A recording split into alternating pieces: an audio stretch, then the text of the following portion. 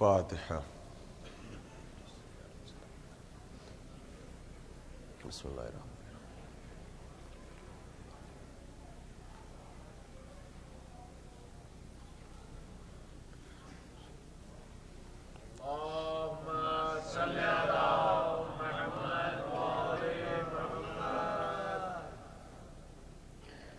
لا حول ولا قوة الا باللہ العلی العظیم۔ اعوذ باللہ من الشیطان اللعین الرجیم۔ بسم اللہ الرحمن الرحیم۔ الحمد للہ رب العالمین والصلاة والسلام علی سیدنا الانبیاء والمرسلین سیدنا و نبینا و شفیعنا بالقاسم محمد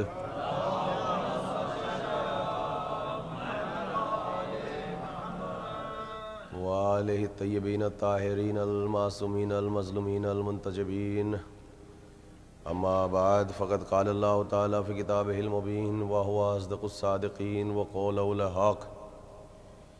بسم اللہ الرحمن الرحیم۔ یا ایھا الذین آمنوا اتقوا اللہ وکونوا مع الصادقین۔ صلوات۔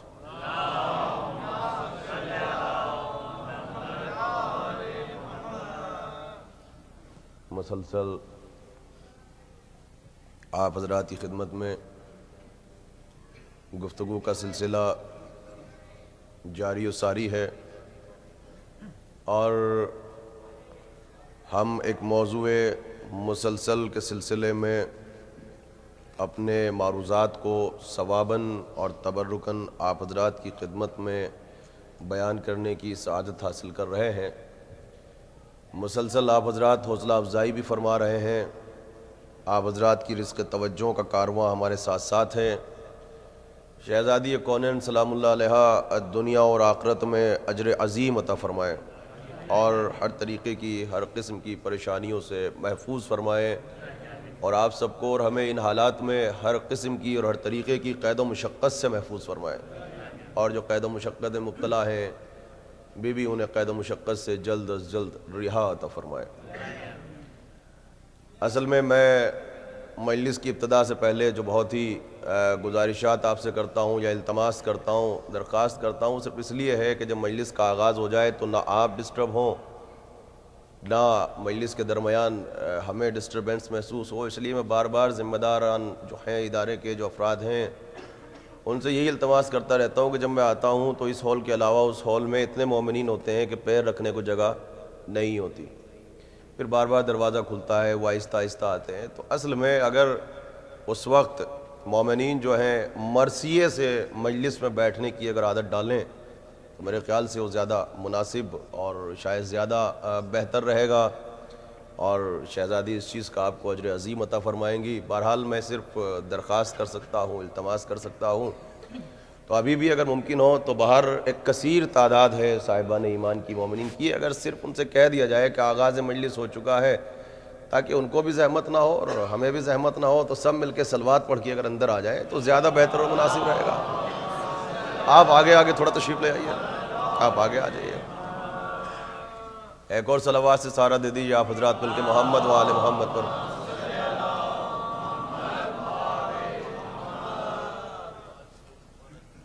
کل کی مجلس میں ہم نے جو معروضات آپ حضرات کی خدمت میں پیش کیے تھے اور سعادت حاصل کی تھی، وہ ہم نے لفظ وجود پہ بحث کی تھی، اور وجود عزا کے سلسلے میں گفتگو کی تھی کہ عزاداری عقل کے آئینے میں اور عزاداری دین کے آئینے میں، اور میں نے کوشش کی کہ میں مثالوں کا سہارا لے کر اپنے نوجوانوں کی خدمت میں اپنے معروضات کو منتقل کر سکوں۔ ابھی آپ حضرات بہتر جانتے ہیں کہ کس حد تک کامیابی حاصل ہوئی اور کس حد تک مزید ہمیں کوششیں اور کاوشیں کرنے کی ضرورت ہے۔ بہرحال چونکہ پرسوں کی مجلس کا موضوع حضرات آپ کے اذان عالیہ میں تو محفوظ ہی ہوگا، ہم نے اپنے موضوع کا آغاز کیا تھا شب جمعہ کی مناسبت سے، اور ہم نے وجود حضرت امام حجت علیہ الصلاۃ والسلام کے سلسلے میں کچھ خاص نکات آپ حضرات کی خدمت میں بیان کیے تھے، اور آج پھر ہم اپنے اس موضوع تک آ چکے ہیں، اور ہم لفظ وجود کے سلسلے میں گفتگو کریں گے، عقل کی روشنی میں بھی اور قرآن کی روشنی میں بھی۔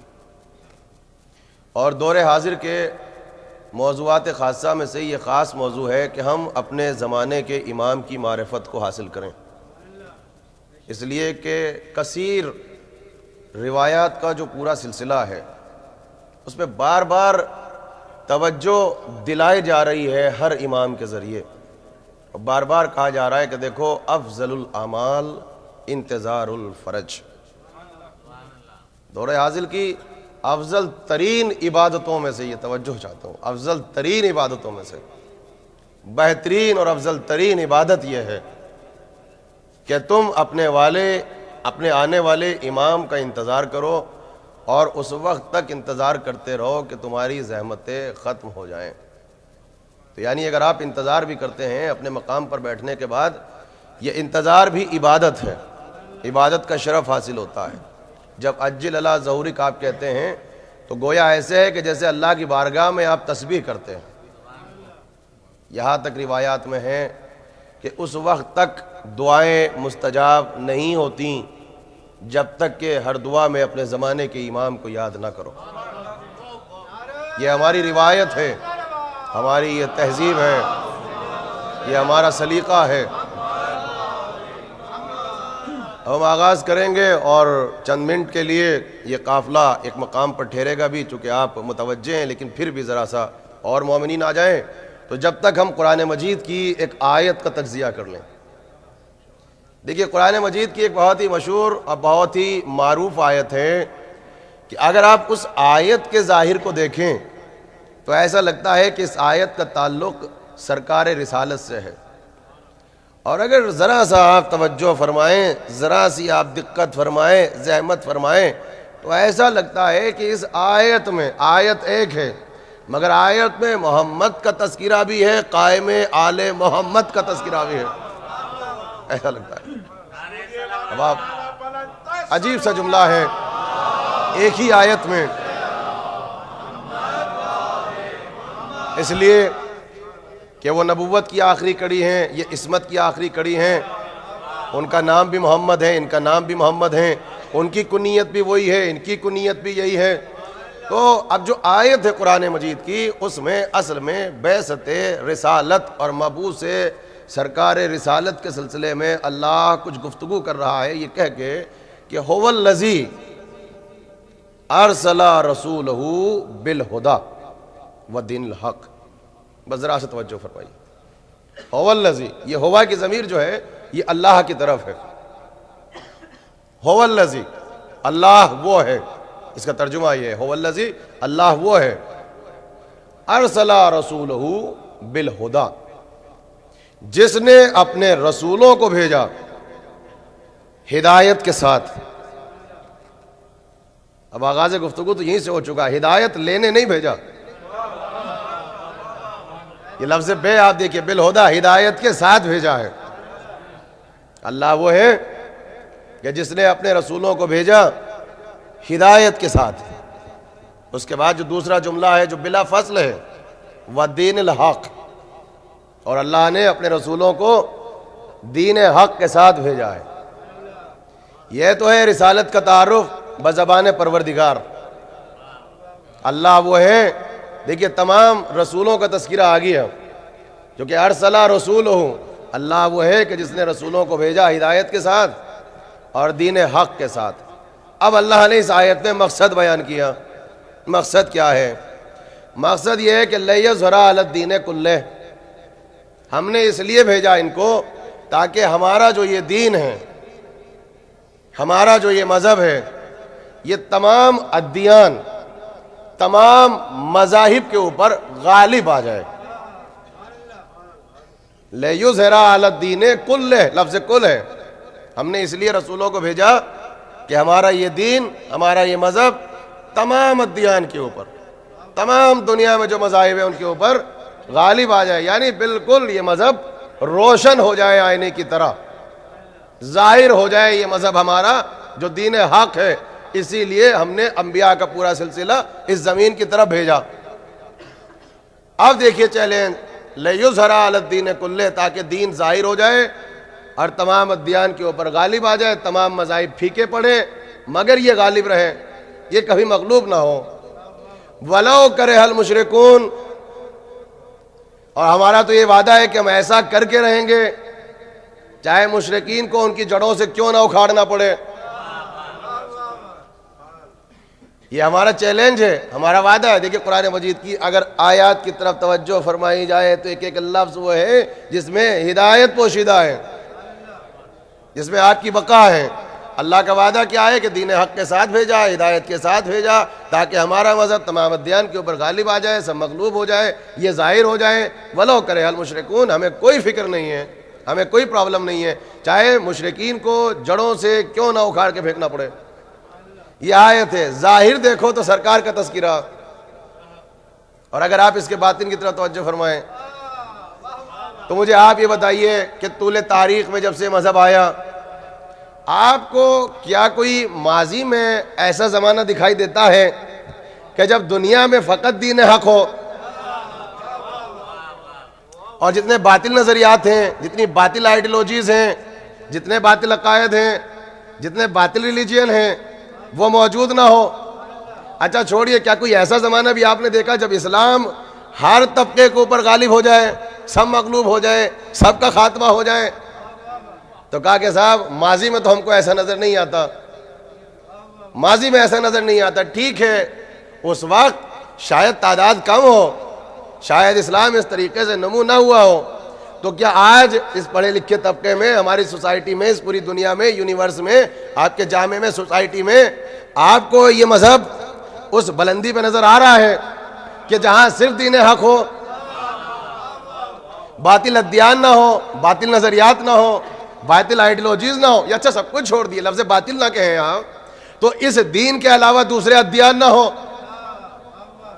اس دین کے علاوہ دوسرے مذاہب نہ ہو؟ کہ صاحب آپ کیسی بات کر رہے ہیں؟ اپنے وجود کو باقی رکھنا اس کائنات میں مشکل ہے، چہ جائے کہ ہم غالب ہو جائیں، یہ مغلوب ہو جائے، اپنی شناخت کو باقی رکھنا مشکل۔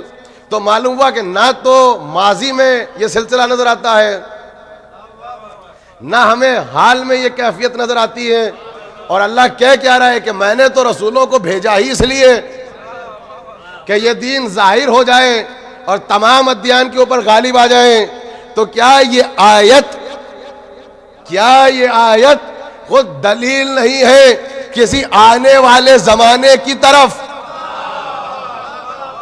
کیا تنہا یہ آیت اشارہ نہیں ہے کسی آنے والے زمانے کی طرف کہ ایک زمانہ ہوگا جب آنے والا آئے گا، اسلام ظاہر ہوگا، دین حق غالب ہوگا، اور وہ زمانہ جب ہوئے گا جب محمد قائم آل محمد کا ظہور ہوگا؟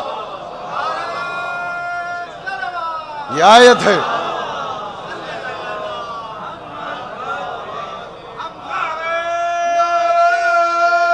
مولا سلامت رکھیں۔ دیکھیے میں نے بالکل ایک آیت کا انتخاب کیا کہ ظاہر دیکھو تو اسی میں محمد مصطفیٰ کا تذکرہ ہے، اور اگر اس کے باطن کو دیکھو تو محمد قائم آل محمد، پہلا بھی تذکرہ ہے، آخری بھی تذکرہ ہے۔ اب دیکھیے گا، ظاہر سی بات ہے کہ آپ اس موضوع کو سننے کے لیے آمادہ ہو چکے ہیں، اور آپ کی سماعتیں مسلسل اس منزلت پر ہیں کہ آپ کی سماعتوں کا صدقہ اتارا جائے۔ جتنی بھی علمی گفتگو کی جائے، جس موضوع کو بھی اٹھایا جائے، قسم خدا کی آپ سننے کا حق ادا کرتے ہیں۔ یہ میرا حق اصل میں پڑھنے کا اپنا انداز ہے کہ میں سامعین کو اپنے ساتھ لے کر چلتا ہوں، تو بار بار کہتا ہوں کہ ہوں اور ہاں کرتے رہیے، ورنہ مسلسل آپ حوصلہ افزائی فرما رہے ہیں، اور اہل علم میرے سامنے تشریف فرمائے جو ایک جملے پہ توجہ فرما رہے ہیں۔ آج ہو سکتا ہے اب ہم جو یہاں تک پہنچے ہیں تو ہمیں اپنی گفتگو کو ذرا سا یہاں پر روکنا ہوگا، اس میں ہمیں بھی دوبارہ سے آغاز بیان کرنا ہوگا اور محنت کرنی پڑے گی، اور اس کے ساتھ ساتھ پھر آپ کو بھی بیدار ہو کے مجلس کو سننا ہوگا۔ لیکن اصل میں وہ بھی اس ادارے کی کیا کہوں، بلکہ ہماری اور آپ کی ضرورت ہے۔ یہ جتنی توجہ کے ساتھ آپ مجلسوں کو سماعت فرما رہے ہیں، جتنے کمفرٹیبل طریقے سے یہاں پر یہ عزاداری کا سلسلہ قائم و دائم ہے، اور ظاہر سی بات ہے کہ اس سینٹر سے میرا اتنا پرانا تعلق نہیں رہا، لیکن آنے کے بعد اندازہ ہوا اور جتنا سنا اور جو مومنین نے ہم کو بتایا اور پھر میں خود چونکہ زندگی کا ایک حصہ نارتھ امریکہ میں گزرتا ہے, اسی سوسائٹی میں رہتے ہیں, تو یہی سنا کہ یہ ایک مرکزی ادارہ بھی ہے, اللہ نے اس کو مرکزیت عطا کی ہے, اللہ نے اس ادارے کو ایک نام عطا کیا ہے, یہ ایک قدیمی امام بارگاہ ہے. یہاں جتنا کمفرٹ دیا جاتا ہے مومنین کو اور کوشش کی جاتی ہے ادارے کی طرف سے کہ جتنے عزادار یہاں پر آتے ہیں وہ کسی قسم کی زحمت کو محسوس نہ کریں, بلکہ بہت ہی کمفرٹ طریقے سے مجالس میں پارٹیسپیٹ کریں. اور ماشاءاللہ آپ دیکھیں کہ ہمارے آنے سے پہلے جب ہم آتے ہیں تو ہمیں حیرت ہوتی ہے کہ نیچے جو یہاں پر انگلش کا سلسلہ جاری ہوتا ہے تو اسی شدت کے ساتھ کتنے ہی مومنین اسی کثیر تعداد میں سامعین ہم کو نظر آتے ہیں. اور جب اس کے فوراً بعد بلا فضل اردو کا سلسلہ ہوتا ہے تو سامعین یہاں پر ہوتے ہیں, تو ظاہر سی بات ہے. لیکن یہ جو اتنا بڑا کارواں ہے جو مسلسل 6 اور 7 دن سے یہاں پر جو اعلان ہوتا ہے, جو مجھے پتا چلا کہ 1 ملین سے زیادہ کا قرض ہے اس ادارے کے اوپر, جس کو ادا کرنے کی ذمہ داری آپ حضرات کی ذمہ داری ہے. اور آپ بہت خوش نصیب ہیں کہ اللہ نے اور شہزادی نے آپ کے ہاتھوں کو وسیلہ بنایا ہے. یہ کارواں تو رواں دواں رہے گا, یہ کارواں تو چلے گا, محافظ تو وہ ہیں, لیکن یاد رکھیے گا کہ ہم نے اس موضوع کا انتخاب بھی اسی لیے کیا کہ آپ جو کہتے ہیں وہ آئیں گے, تو اگر وہ پلیٹ فارم ہی نہ ہوگا, وہ میڈیا ہی نہ ہوگا, تو ان کی آواز اٹھے گی کہاں سے؟ ہم اور آپ تو آنے والے امام کی نیابت میں فرائض کو انجام دے رہے ہیں, تاکہ جب امام آ جائیں تو ہم خود کہیں مولا ہم تو آپ کی نیابت میں فرائض کو انجام دے رہے تھے, اب آپ آ گئے تو مجمع آپ کے حوالے, آپ آ گئے تو سینٹر آپ کے حوالے, آپ آ گئے عزاخانہ آپ کے حوالے, آپ آ گئے سامعین آپ کے حوالے. تو یہ سلسلہ آپ حضرات کے تعاون کے بغیر ممکن نہیں ہے.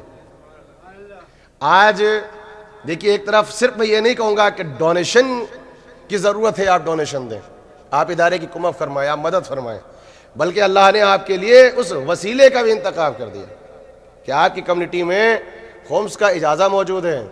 اور یہ کل خمس کا اجازہ آپ حضرات کے سامنے آغا سستانی کہ جو یہاں پر ادارہ ہے امام مہدی مرجعیت ایسوسیشن, وہاں کے خود ریپرزنٹیٹیو یہاں پر آپ کے سامنے آئے اور آ کے آپ کو یہاں کے جو ٹرسٹیز حضرات ہیں ان کی خدمت میں اجازہ پیش کیا.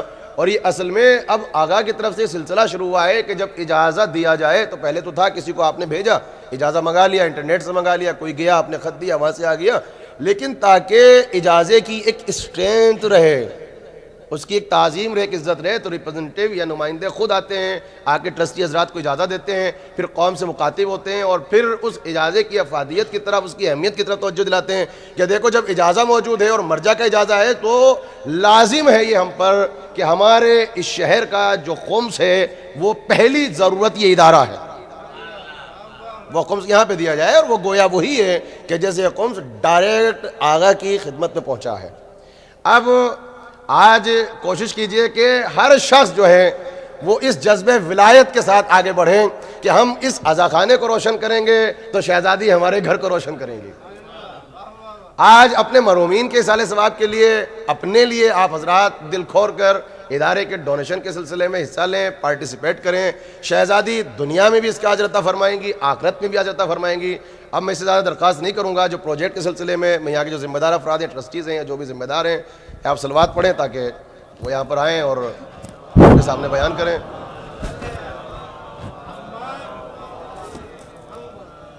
حضرات السلام علیکم. سب سے پہلے میں قبلہ سے معذرت کرتا ہوں کہ آپ کی مجلس کو ہم لوگ بریک کر رہے ہیں, مگر یہ ایک جیسے آپ نے فرمایا یہ ایک ہماری قوم کی بہت بڑی ضروریات میں سے ہے. اس لون کو ہم لوگ جلد از جلد اس کو کمپلیٹ کریں, اس کو فنش کریں. Brothers and sisters, myself, I will invite Kumail Shirazi also up to the stage at this time. Myself, I'm Azmat Hussain. This is Kumail Shirazi will be moderating this fundraising session tonight. پچھلے سالوں میں ہم آپ کے ساتھ سامنے آئے ہیں youth کی بنا پہ. But now this year we're board of directors. And Brother Kumail Shirazi is the secretary of the Adara. So he has a few words on behalf of the board of directors that he would like to share with everybody. So please, Kumail, share a few words as we complete the fundraising. If I could get all the people in the hallway to please come inside, and also on the sisters, if we have some volunteers who are available to assist with the fundraising, and also all our volunteers, please stand up, all our board of directors, trustees, please stand up at different areas of the hall so we can start the fundraising. Kumail.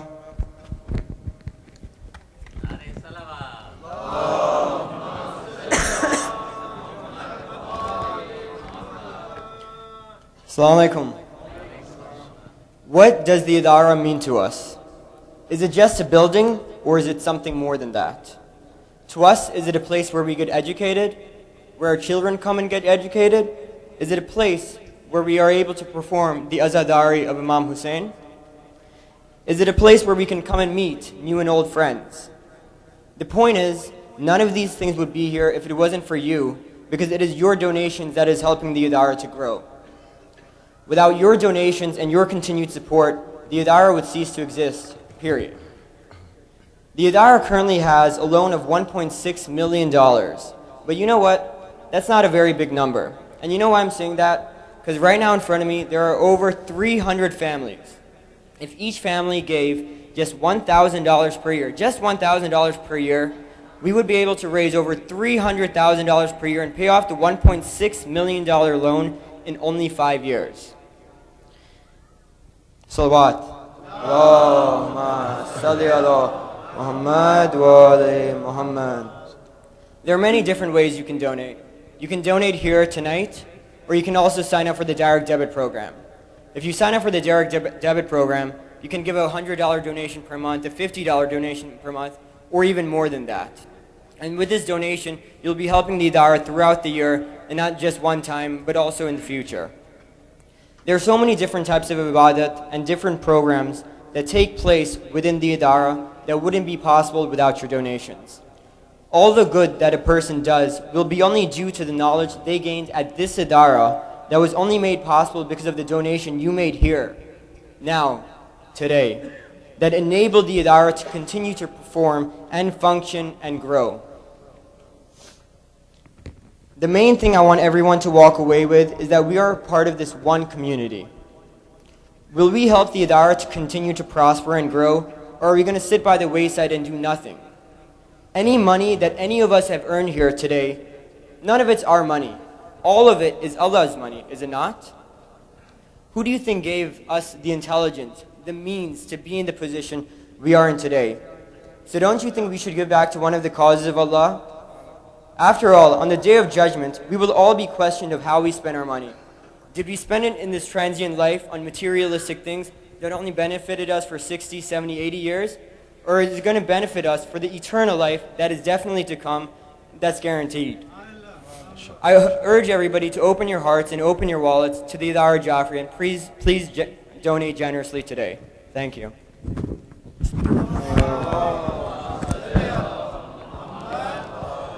Thank you, Kumail. Those were very motivating words. But I disagree with something Kumail said. Kumail said we're going to pay it off in 5 years. We're going to pay it off much faster than 5 years. So we need to, with that optimism, with that sense of commitment to the Idara that you have always done. I mean, it is amazing when we think about what this group of people has done over the past 25, 30 years. We started from, and our elders are here that can attest to this. I was born in 1984 into this community. So we started off in churches, we went to other centers, the MCC. Finally, the first hall was built, phase 1. Many of you remember being cramped into that hall. We would have to sit sometimes where the shoes are just to hear majlises. Then, alhamdulillah, by the grace of Allah and the Ahlul Bayt, we had this second hall built.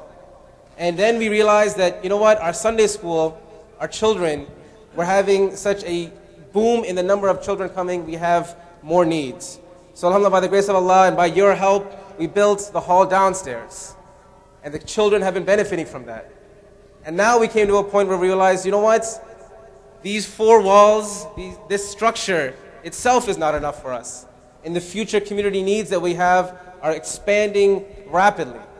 So the board of directors, the board of trustees, and the community leaders got together and we purchased the neighboring land. The house we already have, now the adjacent house.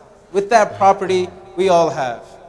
So now we have, with that, a burden as well. And that burden, it's a small burden for this community. $1.6 million of loan, which is combined from the loan we have from the basement still left, as well as the $600,000 we used to purchase. If I could ask my volunteers to start walking around, please donate generously. We have, as Kumail mentioned, we have several mechanisms of donations. One, obviously, are checks, cash, one-time donations. We have the monthly deduction method, which we strongly recommend for those who can hopefully give more through monthly donations. We strongly recommend doing that. And also, we have now, as Qibla mentioned, and as we saw yesterday, the Khums Ijaza available to us. This is a huge blessing for us. And this is a way, and this is what we want to emphasize tonight, that recall that the Khums, this is the right of the 12th Imam. This is his haqq. So we do not want to be mentioned in those who took away the haqq of the Ahlul Bayt, or withheld the haqq of the Ahlul Bayt. So if anything else, if nothing else resonates tonight, this message should resonate. That tonight we're going to obligate, we're going to fulfill the rights of the Ahlul Bayt that they have upon us. That 1/5 savings, it is not ours, that is the right, that is the haqq of the 12th Imam. Please recite aloud salawat and open your wallets very generously. As the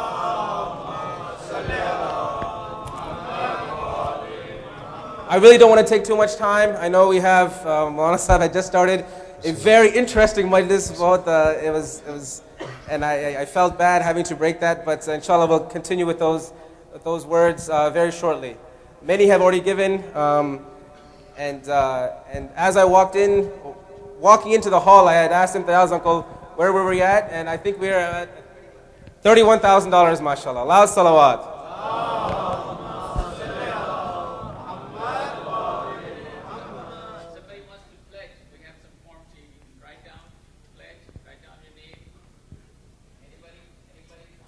Yes, on these index cards, please write your name, number, contact information, and your pledge amount. Some of you who may not have come with checks today.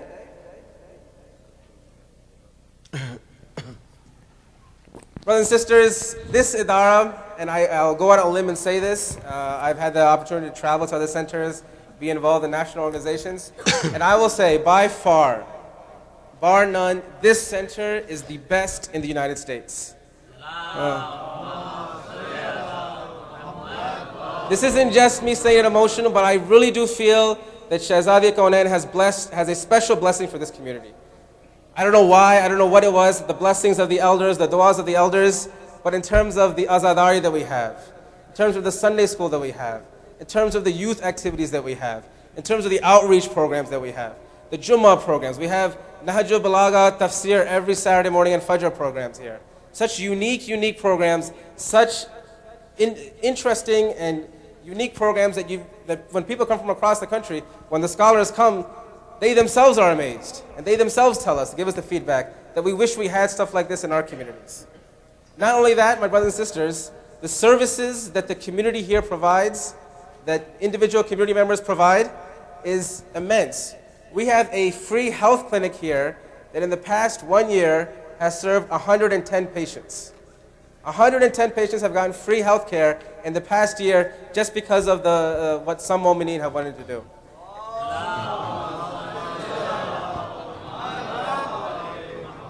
And in terms of, when I said that we have some of the best azab programs and the best various programs that we also have some great reciters. We are blessed to have, mashallah, Ali Rizvi with us, such Uncle Son. Ali, can you come up here and help me out a little bit? Sometimes his way of articulation and his message, I think, resonates a little better than anybody else's. Also, we have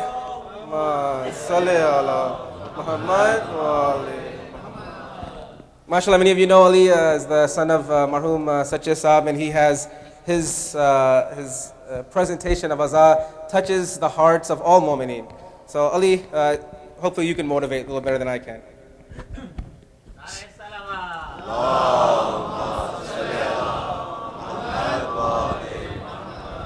अस्सलाम वालेकुम।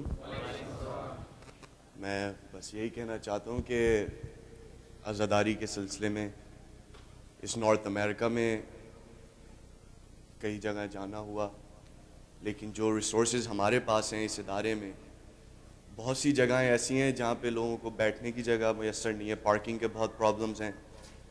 लेकिन हमारे बुज़ुर्गों ने हमें इतनी बड़ी नेमत दी है इस इदारे की सूरत में, और अब ये हमारा हक़ है कि हम इसको आगे लेके बढ़ें। बल्कि मैं यंग जनरेशन जितने यहाँ हमारे एज ग्रुप के लोग बैठे हैं उनसे अपील करूँगा कि अब हमारा हक़, अब हमारी ज़िम्मेदारी है कि हम इस चीज़ को आगे लेके बढ़ें, और जो हमारे बुज़ुर्गों ने हमें दिया है हम अपने आगे जनरेशन को इससे बढ़ के और दें। तो अजमत भाई आपके Shukriya Ali. I think he hit it right on the head. He was that young generation, that 20s, 30s, the young adults. Our elders have done so much. We cannot say enough as to what our buzurgs, our elders have done in preparing this center for us. And Ali hit it right on the head. It's time that this young adult generation, the generation of Ali, of myself, Kumail, the elders are already handing it over to us. You're probably wondering, why am I even up here right now? They came to us and said, you know what? We want the young adults to be the face of the Adara.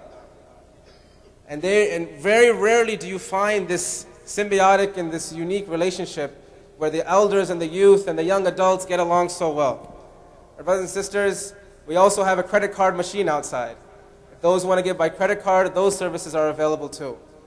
I hope there are sisters that are also going around. And I just want to say one thing about the sisters, that every year the sisters always come out to over-exceed our expectations of them. So this year we have even higher expectations, and we know the sisters will overcome those as well. Hassan Akko, why don't you come up say a few words? Just let everybody who's listening to the majalis Online. let them know that they can go online and donate online. Brothers and sisters, yeah, that's another great point. Those who are listening to the live majlis on yahhussein.com, you can also donate by going to the Adara Jafriya website, and there's a link on there to donate via PayPal. And those who, when you go home, if you prefer doing it that method, please, we have made as many resources available to you as we possibly could to help help with the donation. And also, again, I really want to emphasize the monthly deduction, especially for those young adults. I'm just going to throw out a scenario, and everybody can kind of evaluate their own personal expenses. Every month, I think the young adults who are in the 20s or 30s, who are earning, maybe giving that $1,000 lump sum might be too much, but how about $80 a month? $80 a month is a very manageable amount to give for those who are earning, who've just started their new jobs. Many of you spend more than that in one dinner sometimes when you go out. So evaluate and see, is the message of Imam Hussein, propagating the message of Imam Hussein, does it at least deserve $80 a month out of your monthly expenses? I would hope even more. I want to just relate a quick story. Actually, I'm going to have Imtiaz will come up. I want to just add on the direct deposit program. Assalamu alaikum. On the direct deposit program, we started from 2004. What the beauty of the program is, you can stop the payment anytime you want. You can increase, decrease. I upload the form every month, every 10th of the month. So me and Shirazi Bhai are the only authority from Centrus Bank. So like Azmat said, you can increase or stop. That's what my point of contact is. Shirazi Bhai, you want to say something on direct deposit program? That's what it was. I know a lot of you have already given and have already given their donations, but just a few more minutes and then we'll end in a few minutes. I'll just have Hassan Akko and a few other people come up and say if they have a few remarks they need to make. That this community has produced gems. The gems of the Shia community that are not only helping this community, but some of the gems that this community has produced are helping Shias across the world. They're Allahumma salli ala. This community has produced those gems that are fighting for the rights of the Shia in Bahrain, that are fighting for the rights of the Shia in Pakistan, that are helping delivering medical services to Momineen and Najaf and Karbala. It is the gems produced from this community that are going out and doing that. Our brothers and sisters, so what you're doing here, this is not just one center. This is not just four walls. This is not just what you're seeing, but there's a batin, there is a greater metaphysical stance here that you're helping to build. So there's only so much I can say.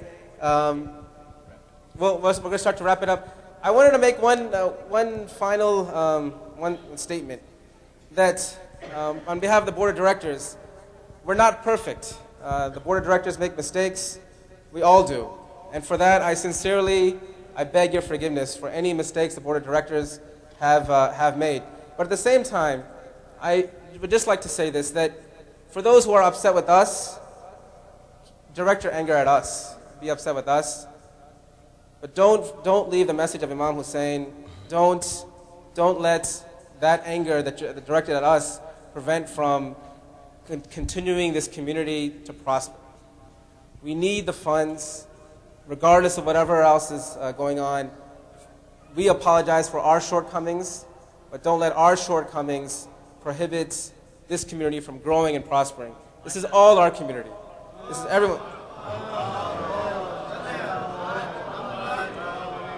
So they told me not. I was going to start, calling on individuals and saying how much they gave, and in the light of what Anwar Rizvi used to do. But I realized that I shouldn't do that. Shouldn't call on our elders. So my brothers and sisters, tonight's the 7th of Muharram. We have Tal Ashura. We have all. Please, I hope these messages have resonated. Continue to think about this. If you've already given, see what else you can give. See if you can increase even by 10%. We are in dire need of paying off this loan as soon as we can. May Allah SWT bless you, may the Ahlul Bayt bless you, and most importantly, may Shahzadiya Kaunain, the woman who you have come to give the Pursa to, bless you for what you have done. Please recite Allah salawat.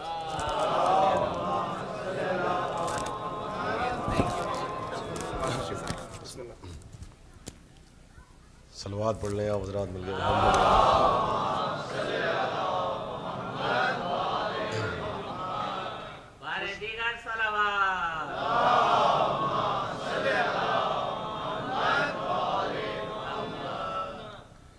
बुलंद सलवात से फिर से सहारा दे दें आप हज़रात मोहम्मद वाले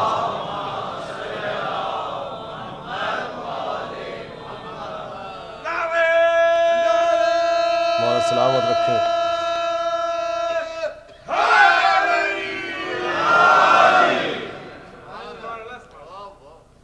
बस यहाँ से बिला फसल गुफ्तगू का आगाज़ है और आज से जिस मौजू का आगाज़ किया जा रहा है वो अज़ान आलिया में महफूज हो चुका होगा। वजूद हज़रत हुज्जत, ये हमारा मौजू है आज की, और कल की मजलिस में यही कोशिश होगी कि जिस हद तक भी मैं अपने मारूज़ात आप हज़रात की खिदमत में पेश कर सकूं। इसके बाद मेरे पास सिर्फ 9 मुहर्रम और 12 मुहर्रम की मजलिस बची है। देखिए, अगर हम अपनी तहज़ीब को देखें, अगर हम अपनी रिवायात को देखें, अपने अज़ाख़ानों में जाएं, अपने घरों में जाएं, तो हमारे यहाँ पर एक रिवायत है, एक तहज़ीब का एक सिलसिला है। वो ये है कि हमने अपनी ज़िंदगी में अपने बुज़ुर्गों से सीखा और मुशाहिदा किया कि जो जिस बज़्म को सजाता है, जो जिस महफ़िल का आगाज़ करता है, जो साहिब खाना होता है, जो मालिक मकान होता है, उसी को ये हक़ होता है कि वो उसके इख्तिताम पजीर होने का ऐलान भी करे। देखिए, मैं बहुत करीब से गुज़रूँगा आप हज़रात के जहनों से, यानी ये तरीक़ा है, ये सलीक़ा है। आप दुनिया के किसी भी समाज में चले जाएं और फिर हमारी तो ये रिवायत है, और ये रिवायत हमें इसी फ़र्श अज़ा से मिली है कि जो भी जिस महफ़िल को सजाता है, जो भी जिस बज़्म को सजाता है, उसी को बस ये हक़ हासिल है कि वो उसके इख्तिताम पजीर होने का ऐलान भी करे। अभी तो मिसाल आ गई। देखिए, मैं इसमें आपसे मुखातिब नहीं हूँ कि जैसे अभी ये सिलसिला हुआ डोनेशन का, तो जाहिर सी बात है कि यहाँ पर बानियान मजलिस हैं, यहाँ इदारे की कमेटी हैं, तो अगर मैं दरमियान में बोलूँ तो ये तहज़ीब के ख़िलाफ़ है, ये हमारी रिवायत के ख़िलाफ़ है। नहीं, मतलब इससे ताल्लुक़ नहीं है जो आज में हुआ है, मैं अपने मौजू की तरफ जा रहा हूँ। ये मैंने एक मिसाल दे दी है।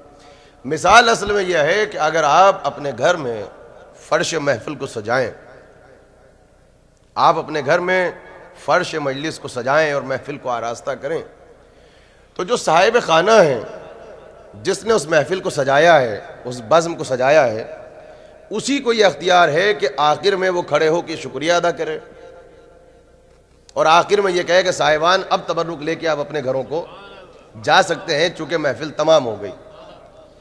لیکن محفل کا سلسلہ جاری ہے, محفل اپنے عروج پر ہے, مجلس کا سلسلہ جاری ہے, نظم کا سلسلہ جاری ہے, نثر کا سلسلہ جاری ہے.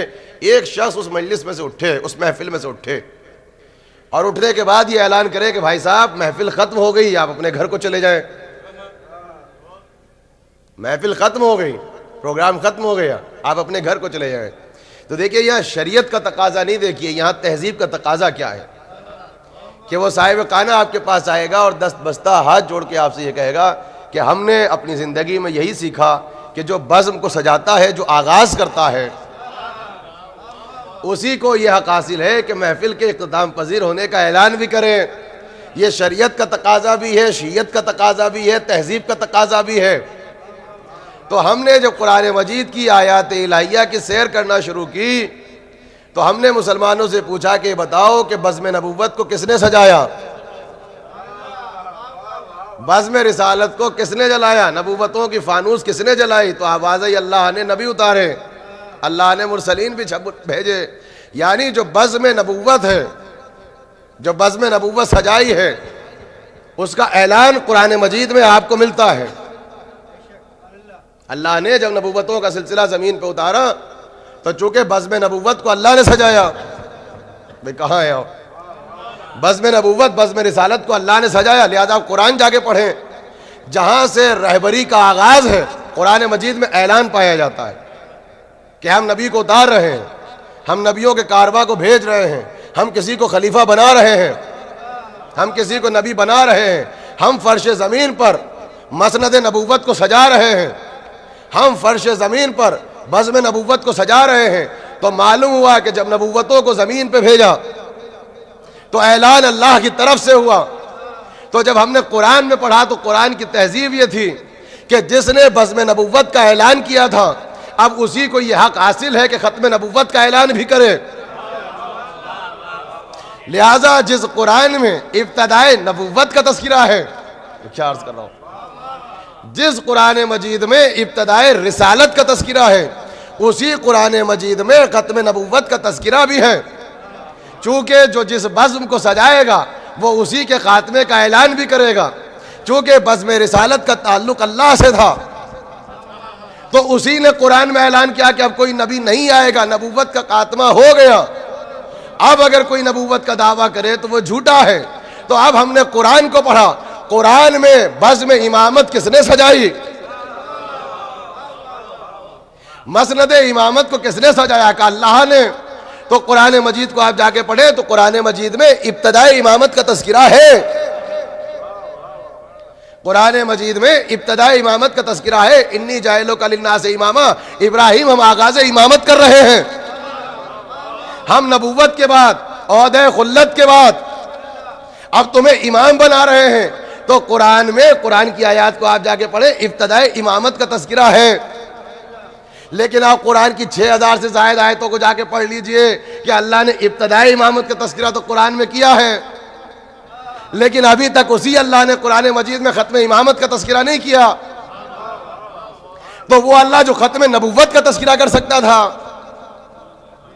وہی اللہ اسی قرآن میں ختم امامت کا تذکرہ بھی کر سکتا ہے کہ بھائی امامت ختم ہو گئی, اب کوئی امام نہیں آئے گا, نہ ہندوستان سے آئے گا, نہ قادیان سے آئے گا, نہ ندوے سے آئے گا.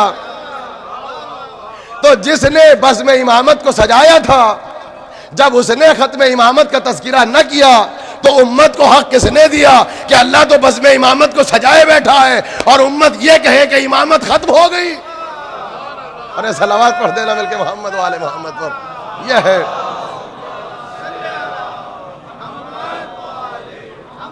تو قرآن مجید کو اگر آپ جا کے دیکھیں, یہ پہلا نقطہ ہے وجود کے سلسلے میں نکات مجلس ہے کہ ابتدائے امامت کا تذکرہ ہے قرآن مجید میں, ختم امامت کا تذکرہ نہیں ہے.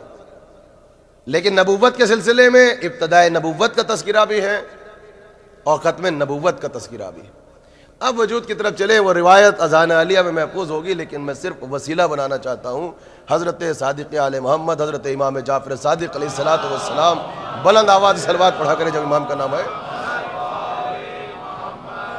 امام تشریف فرما ہے, مسند امامت بچھی ہوئی ہے, چراغ علم روشن. جو دولت کے پرستار تھے وہ کسی بھی دروازے پر ہوں, मगर जो इल्म के परस्तार थे, जो इल्म के परस्तार थे, वो इमाम के दरवाजे पर, चूंकि चिराग इल्म रोशन है। हालांकि इमामत के मुकाबले पे मसनद इमामत भी बिछी थी, मगर वो सपोर्टेड बाय गॉड नहीं थी, सपोर्टेड बाय हुकूमत थी। तो जो दौलत के परस्तार थे वो उधर जा रहे थे, जो इल्म के परस्तार थे वो इधर आ रहे थे। अब देखिए, हो सकता है सकील और इल्मी गुफ्तगू है तो शायद ड्राई मौजू हो जाए कि इतने में इमाम के एक शागिर्द अजीज हैं जिनसे इमाम बेपनाह मोहब्बत करते हैं। इमाम इतना चाहते हैं कि रिवायात का टुकड़ा है, वाक़या है तारीख में कि जब वो आते थे तो इमाम ताज़ीम के लिए उठते थे। ये किसी शख्सियत की बिना पे ताज़ीम नहीं थी, ये ताज़ीम इल्म की बिना पर थी, इल्म की बुनियाद पे ताज़ीम थी। और इनका नाम गिरामी है हशाम इब्ने हकम। ये वो हशाम नहीं समझना, यह है हशाम इब्ने हकम। तारीख में इनकी उम्र का भी तस्करा है कि ज़्यादा से ज़्यादा जो आखिरी रिवायत है वो 19 ईयर्स की है, 19 साल। वरना तस्करा है, किसी ने लिखा कि 17 साल के थे, किसी ने कहा कि 16 साल के थे, किसी ने कहा 18 साल के थे, लेकिन आखिरी रिवायत तारीख में है 19 साल, 19 ईयर्स ओल्ड। ये इमाम का चहेता शागिर्द है, हर दिल अजीज शागिर्द है। इमाम इतना चाहते हैं कि ताज़ीम के लिए उठ जाते हैं। इमाम ताज़ीम करते थे, कुछ लोग बैठे थे जो अदम मारिफत की मंजिलत में थे, आते थे मगर दिमागों में बुत था, क्योंकि नूर तकवा ज़हनों में महफूज नहीं था। जब इमाम को ताज़ीम करते हुए देखा तो कुछ लोगों से बर्दाश्त न हुआ। कहा मौला, आप ख़ानदान रिसालत से आपका ताल्लुक़, बनी हाशिम का चश्मो चिराग, आपके पास इमामत, आपके पास इस्मत, ये क्या बिल्कुल एक बच्चा आता है 18 बरस का या 17 बरस का, और जब आता है तो आप दूर से इसके एहतराम के लिए उठ जाते हैं, मुसाफा भी करते हैं, मुनानका करते हैं, गले से लगाते हैं। ये बात समझ में नहीं आती। तो इमाम ने मुस्कुरा के एक जुमला कहा कि हमारे दीन के सिलसिले में ये एक सुतून की हैसियत रखता है। ये हम जो आले मोहम्मद का दीन है उसमें एक खैमे की हैसियत रखता है, ये एक पिलर की हैसियत रखता है। और इनकी कैफियत इल्म की मंजिलत पे देखिए, इमाम मौजूद है मगर इल्मी मंजिलत पे देखिए, इल्म दोस्त बने, बस इल्म को चाहे, इल्म की कद्र करें। इसलिए कि आपके मौला ने कहा कि इसे हासिल करो जहां भी मिले, चूंकि ये तुम्हारी गुमशुदा मीरास है। जब तक किसी और के पास रहेगा इसमें इस्तराब रहेगा। आप देख लीजिए, जब ये इल्म आपके पास आएगा तो इसको करार मिलेगा। ये आपकी मीरास है, मोमिन की गुमशुदा मीरास है। तो देखिए, तारीख में है कि इल्म की उस मंजिलत पे पहुंच गए हशाम इब्ने हकम के मस्जिद नबवी में एक सुतून था, ये सुतून मारिया कहते थे। इसका नाम है, सुतून का बाकायदा एक नाम था, सुतून मारिया, एक पिलर था। अब इस सुतून की तारीख है कि सरकार रिसालत जब तक मस्जिद नबवी में मिंबर नहीं बना था, बिल्कुल जो इब्तिदा का दौर है और मिंबर मौजूद नहीं था, तो सरकार जो थे उस सुतून से टेक लगा के बैठा करते थे और वहां बैठ के असहाब की दर्स और तदरीस के मराहिल से गुजारा करते थे, यानी वहां से बैठ के खुतबा दिया करते थे। सुतून मारिया, हालांकि मौलाना रूमी साहब ने तो अपनी मसनवी में एक सुतून का तस्करा और भी किया है, और वह सुतून हन्नाना। मौलाना रूमी को जाके आप पढ़े, उन्होंने तस्करा किया इस मसनवी में कि नहीं, 2 सुतून थे, कभी पैगंबर इससे टेक लगाते थे, कभी पैगंबर उससे टेक लगाते थे। कि बहरहाल ये हमारा मौजू नहीं है। तारीख ये है कि सरकार पुश लगा के बैठते थे, टेक लगा के बैठते थे। तो हशाम इल्म की उस मंजिलत पे पहुंचे कि छठे इमाम ने कहा कि हशाम, जब तुम बाद ज़ोहर आते हो मस्जिद नबवी में तो उस सुतून मारिया से टेक लगा के बैठा करो, और हमारे चाहने वालों को तालीम और तरबियत के मराहिल से गुजारा करो जिस सुतून से हमारे जद्दे अमजद टेक लगा के बैठा करते थे। इल्म दोस्त बने आप। ये आले मोहम्मद की तारीख है, ये आपकी तहजीब है, ये हमारे बुजुर्गों की रिवायत है। कहा यहाँ पे टेक लगा के बैठा करो। आप जानते हैं कितने शागिर्द इमाम के थे। ज़ोहर से पहले इमाम का दर्स होता था, फिर असर के वक्त बागे इमाम जाफर सादिक अलैहिस्सलाम में दूसरा दर्स होता था, जहाँ केमिस्ट्री पढ़ाई जाती थी, फिजिक्स पढ़ाई जाती थी, कीमिया को पढ़ाया जाता था, तारीख जहान को पढ़ाया जाता था। वहाँ हिंद से लोग आते थे, यूनान से आते थे, वहाँ अफलातून को पढ़ाया जाता था, वहाँ अरस्तू की मंतिक को बताया जाता था कि उसका नजरिया क्या था, हमारा नजरिया क्या है। ये बाद ज़ोहर उलूम जहान को पढ़ाया जाता था। इस तरीके से ये कैफियत थी इमाम जाफर सादिक अलैहिस्सलाम के ज़माने में। तो सोचो कि ये कम्युनिटी कमाल की किस मंजिलत पर होगी। तो ये मैंने हशाम का थोड़ा सा तारुफ कराया। تو ایک دن امام تشریف فرما ہے, اسی طریقے سے چاہنے والے بیٹھے ہیں, امام کے چہرے کی زیارت کرتے ہیں, درود و سلام کی آوازیں ہیں, سوالات کا سلسلہ ہے کہ اتنے میں کیا دیکھا کہ حشام داخل ہوئے, امام اٹھے, معانقہ کیا اور بس ایک جملہ کہا. اب دیکھیے کہ امامت کسے کہتے ہیں اور علم غیب کسے کہتے ہیں, ہم وجود کی طرف جا رہے ہیں.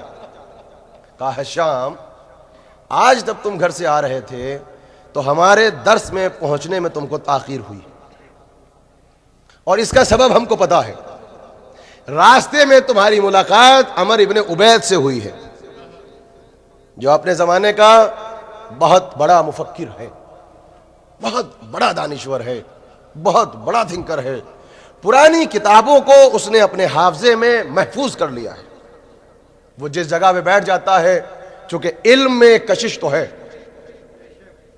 علم میں ایک چاشنی تو ہے جو انسان کو اپنی طرف کھینچتا ہے.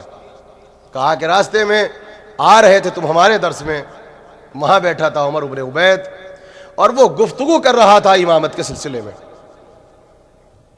اور وہ یہ کہہ رہا تھا کہ دنیا میں امامت کا کوئی سلسلہ نبوت کے بعد نہیں ہے. اللہ نے اس کائنات میں ہدایت کا کوئی سلسلہ نہیں رکھا کہ جن کے پاس عصمت ہو اور جو انسان کی رہبری کر سکے اور جو اپنے آپ کو نمائندہ الہی کہلا سکے. حشام تو تڑپ گئے مگر معرفت کی منزلت پہ تھے. کہا مولا آپ نے بالکل صحیح کہا. کہا حشام ہم یہ چاہتے ہیں کہ تم وہ مناظرہ ہمارے سامنے پیش کرو جو مناظرہ تمہارا عمر ابن عبید سے ہوا ہے. حشام کانپنے لگے. کہا مولا بھلا آپ کے سامنے. کہا حشام یہ نہ دیکھو کون بیٹھا ہے, تمہیں ہمارے جد کے حق کا احقاق کرنا ہے, تمہیں حق کا احقاق کرنا ہے. یہ ہماری تمنا ہے, یہ ہماری آرزو ہے کہ اس پیغام کو نقل کرو ہمارے چاہنے والوں کے سامنے. دیکھیں ایک ایک لفظ حجت بن رہا ہے امام کا. میرے نوجوان بیٹھے ہیں, بزرگ تو جانتے ہیں, کتابوں پہ نظر ہیں, میں ان سے مخاطب نہیں ہوں. حشام پہلے انکار کرتے رہے مگر جب حکم دیا تو حشام نے کہا کہ ہاں مولا میں تو آ رہا تھا تاکہ آپ کے دروازے پر آ جاؤں, یہاں چراغ علم روشن ہے, مگر میرے کانوں میں ہوا نے یہ آواز پہنچائی کہ وہ رہبریت اور امامت کا قائل نہیں ہے. تو مجھ سے برداشت نہ ہوا, میں اس کے قریب پہنچا. وہ اتنا ضعیف ہو چکا ہے کہ ریشم کے ڈورے سے باندھتا ہے تب اس کی آنکھیں کھلتی ہیں. اس کے شاگردوں کا ایک بہت بڑا ہجوم تھا, پرانی کتابوں کا ماہر تھا. میں نے جا کے اس سے کچھ نہ کہا, میں نے کہا کہ عمر ابن عبید اگر جسارت نہ ہو تو میں تم سے ایک سوال کرنا چاہتا ہوں. سوال ذہنوں میں ہے, میں کسی اور جگہ پہ لے جانا چاہتا ہوں. یہ بتاؤ کہ کبھی ایسا ہوتا ہے کہ تم کسی چیز کو محسوس کرنا چاہو تو تم محسوس نہیں کر سکتے, اس کے لمس کو محسوس نہیں کر سکتے, تو کیا بیٹھ جاتے ہو یا تمہاری فطرت تمہیں یہ کہتی ہے, تمہاری طبیعت تمہیں یہ کہتی ہے کسی چیز کو وسیلہ بناؤ؟ تو اس نے کہا کہ ہاں ہم لمس کو حاصل نہیں کر سکتے جب تک 5 سینسز میں سے اپنے ہاتھ کو وسیلہ نہ بنائیں. میں ایسے اپنا ہاتھ رکھتا ہوں تو مجھے پتا چلتا ہے کہ یہ سخت ہے یا نرم ہے, یہ پتھر ہے یا یہ آئرن ہے یا یہ لوہا ہے. کہا کہ کبھی کبھی ایسا بھی ہوتا ہوگا کہ کوئی تمہیں پکارے اور تم فیصلہ نہ کر سکو کہ کون ہے, تو کس کا وسیلہ بناتے ہو؟ کہا شام عجیب باتیں کرتے ہو, میں اپنے کانوں کو وسیلہ بناتا ہوں. یعنی کان ہدایت کرتے ہیں, ہاتھ ہدایت کرتے ہیں. کہا کہ اگر تم فیصلہ نہ کر سکو اس کا ذائقہ کیا ہے؟ اب دیکھیے وضاحت میں آپ کے سامنے کیا کروں. تو اس نے کہا کہ میں اپنی زبان کو وسیلہ بنا لیتا ہوں. دیکھ کے ہم فیصلہ نہ کر سکیں, اکثر سراب نظر آتا ہے سامنے تو قریب جاتے ہیں, تو میں اپنی آنکھوں کو وسیلہ بناتا ہوں. یعنی 5 سینسز جو ہیں یہ انسان کی ہدایت کرتے ہیں. کہا عمر ابن عبید اس کا مطلب تم یہ جانتے ہو کہ چھوٹی سی جسم کائنات میں بھی اللہ نے کچھ ہدایتوں کا سلسلہ رکھا ہے, کچھ تو ہدایتوں کا سلسلہ رکھا ہے. ہدایت کا تعلق انسان کی طبیعت سے ہے. یہ اصل میں اللہ کی عدالت کا تقاضا ہے کہ جب تک ضرورت ہدایت ہو تو کسی بھی شکل میں ہو مگر ہادی موجود ہو. کہا کہ تم کہنا کیا چاہتے ہو؟ کہا کبھی ایسا ہوا کہ کان فیصلہ نہ کر سکیں, ہاتھ فیصلہ نہ کر سکیں, زبان فیصلہ نہ کر سکیں, آنکھیں فیصلہ نہ کر سکیں, تو کیا تم مایوس ہو کے بیٹھ جاتے ہو؟ کہا کہ نہیں, اللہ نے اس جسم کائنات میں اللہ نے عقل کو رکھا ہے, اللہ نے ہمیں قلب عطا کیا ہے. یہاں قلب مانے عقل استعمال ہوا ہے قرآن مجید میں کہ قلب ہدایت کرتا ہے, یہ بمانی عقل ہے. کہا کہ ہم حجت قرار دیتے ہیں. حجت قرار دیتے ہیں کس کو؟ اپنی عقل کو. یعنی ہم رجوع کرتے ہیں اپنی عقل کی طرف. تو عمر ابن عبید نے کہا کہ جب اللہ نے اس جسم کائنات کو بغیر رہبر کے نہیں چھوڑا تو ہم کیسے مان لیں کہ پوری کائنات موجود ہو اور ہدایت دینے والا امام موجود نہ ہو؟ امام موجود نہ ہو. ذرا سا توجہ فرمائیں, میں اسی طرف جا رہا ہوں. مولا آپ کو سلامت رکھے, آپ بیدار ہیں. یہ سلسلہ وجود ہدایت کے سلسلے میں, وجود رہبر کے سلسلے میں عمر ابن عبید سے حشام کا مناظرہ ہوا. اب حشام کھڑے, امام نے کہا بھائی سبحان اللہ. امام کہہ رہے ہیں سبحان اللہ. اے حشام تم نے کتنا پیارا جواب دیا کہ تم نے تو عمر ابن عبید جو ہے اس کی زبان پہ تالا لگا دیا کہ اللہ نے اس عالم کبیر میں بھی ایک ہادی کو رکھا ہے چونکہ یہ اللہ کی عدالت کا تقاضا ہے. حشام بیٹھنا چاہتے تھے. اب امام نے چاروں طرف ایسے دیکھا جسے مجمع بیٹھا تھا. اب حشام سے کہا حشام یہ جو تم نے حق کا احقاق کیا ہے اور یہ جو تم نے امامت کے سلسلے میں جو دلیلیں دی ہیں کیا یہ تم نے کسی کتاب میں پڑھی؟ بس یہاں تک ہمیں لانا تھا. کہا مولا میں نے ساری چیزیں کتاب سے پڑھی مگر جو ایگزیکٹ دلیل دے کر آیا ہوں اس کو میں نے کسی کتاب میں نہیں دیکھا. کہا پھر ہاں ہمارے درس میں آتے ہو تو ان دلیلوں کو تم نے مجھ سے سنا ہوگا. کہا سب کچھ دیا ہوا آپ ہی کا ہے لیکن چونکہ آپ کی بزم میں یہ کوشچن اریز نہیں ہوا تھا تو میں نے تو ان دلیلوں کو آپ سے بھی نہیں سنا. کہا ہمارے جد سے یہ دلائل تم تک پہنچے ہوں گے. حشام نے رو کے کہا آپ کانپتے جا رہے, پہچان گئے؟ امام پوچھنا کیا چاہتے ہیں؟ کہا کہ نہیں, آپ کے جد کی کوئی روایت میرے سامنے ایسی موجود نہیں ہے کہ جہاں بالکل یہ دلائل موجود ہوں. امام اٹھے, سینے سے لگا کے کہا میرے طالب علم تو نے بالکل وہ دلیلیں دی ہے کہ لفظ بلفظ توریت میں ایسا ہی لکھا ہوا ہے. لفظ بلفظ توریت میں ایسا ہی لکھا ہوا ہے. اب تو یہ رونے لگے, تڑپ کے کہا کہ مولا میں نے تو توریت میں نہیں پڑھا, میں نے توریت کا مطالعہ ہی نہیں کیا. کہا کہ گھبراتے کیوں ہو, پریشان کیوں ہوتے ہو؟ جب تم میں سے کوئی بھی ہمارے حق کا احقاق کرنا چاہتا ہے دشمن کے سامنے تو اگر دلیل نہ بھی ہو تو اللہ فرشتوں کے ذریعے ان کے قلب پہ الہام کرتا ہے. فرشتے ہمارے پاس آتے ہیں, دلائل لیتے ہیں, تمہارے پاس پلٹ جاتے ہیں. اللہ اکبر, حق کا احقاق کرے گا. یہ ہے علم, یہ علم ہے. اور دیکھیے چونکہ مجلس تھوڑی سی خشک ہو گئی ہے مگر یہ تو اکثر ہمارے بزرگ گواہی دیں گے, بچے گواہی دیں گے کہ اکثر آپ کہیں چلے جاتے ہیں, بحث و مباحثہ ہوتا ہے تو آپ دلیل دے کے آ جاتے ہیں. آپ نے وہ دلیل کتاب میں نہیں پڑھی ہوتی ہے, کسی عالم سے نہیں سنا ہوتا. 10 سال 15 سال بعد جب مجلس میں آئے تو دلیل مولانا سے سنی تو جائے کہتے ہیں کہ ہم نے 10 سال پہلے یہی دلیل دی تھی. تو آپ نے کہاں سے دی؟ کہا کہ جب بھی ایسی منزلت آ جائے بس شرط یہ ہے کہ معرفت ہو. تو کہا کہ اللہ فرشتوں کے ذریعے مومنین کے قلب کے اوپر الہام کرتا ہے, لہذا الفاظ ہمارے پاس آتے ہیں اور ہم سے اجازت لے کے تمہارے پاس پلٹ جاتے ہیں. یہ ہے امامت کے سلسلے میں حضرت حشام ابن حکم کا مناظرہ عمر ابن عبید سے جو وجود رہبریت اور وجود ہدایت کے سلسلے میں گفتگو کی. اب ہم جہاں یہاں تک پہنچتے ہیں تو دیکھیں ایک عجیب سا سوال اٹھتا ہے, اور یہ سوال ذہنوں میں آ سکتا ہے کم علمی کی بنیاد پر یا عدم معرفت کی بنیاد پر, کہ اصل میں ایسا لگتا ہے, اور یہ سوال ہوتا ہے. دیکھیں میں بہت احتیاط سے پڑھنے کی کوشش کرتا ہوں, میں ایک ایک لفظ کو ناپ تول کے بولنے کی کوشش کرتا ہوں تاکہ کوئی یہ نہ کہے کہ یہ خطابت ہے, بلکہ کچھ نہ کچھ میسج میں کسی موضوع پہ پڑھوں. اگر آپ کوئی بھی میری مجلس کو سنے تعصب کے نق اتار کے تو کچھ نہ کچھ میسج اس کو مل جائے گا, چاہے علم کے سلسلے میں, چاہے بندگی کے سلسلے میں, چاہے فضیلت کے سلسلے میں. بس شرط یہ ہے کہ علم دوست بنے. کہا یہ جو آپ کے امام غائب ہیں اور پس پردہ ہے تو پس پردہ آپ کے امام کی حفاظت کون کرتا ہے؟ تو حفاظت کی ذمہ داری آپ کے رب کی ہے. بہت مشکل ہو سکتا ہے سوال, لیکن دیکھیے کتنا بہترین نقطہ ہے جو شہزادی کی عطا ہے. کہا کہ اللہ حفاظت کر رہا ہے آپ کے امام کی پس پردہ بٹھا کر. تو ایسا لگتا ہے کہ آپ اللہ کی قدرت کاملہ پر عقیدہ نہیں رکھتے. یہ قدرت کاملہ اللہ کے پاس جو طاقت ہے وہ ایبسلیوٹ ہے, ہماری پاور اور علم ایبسلیوٹ نہیں ہے. اللہ کی طاقت اور اس کا اختیار جو ہے یہ ایبسلیوٹ ہے.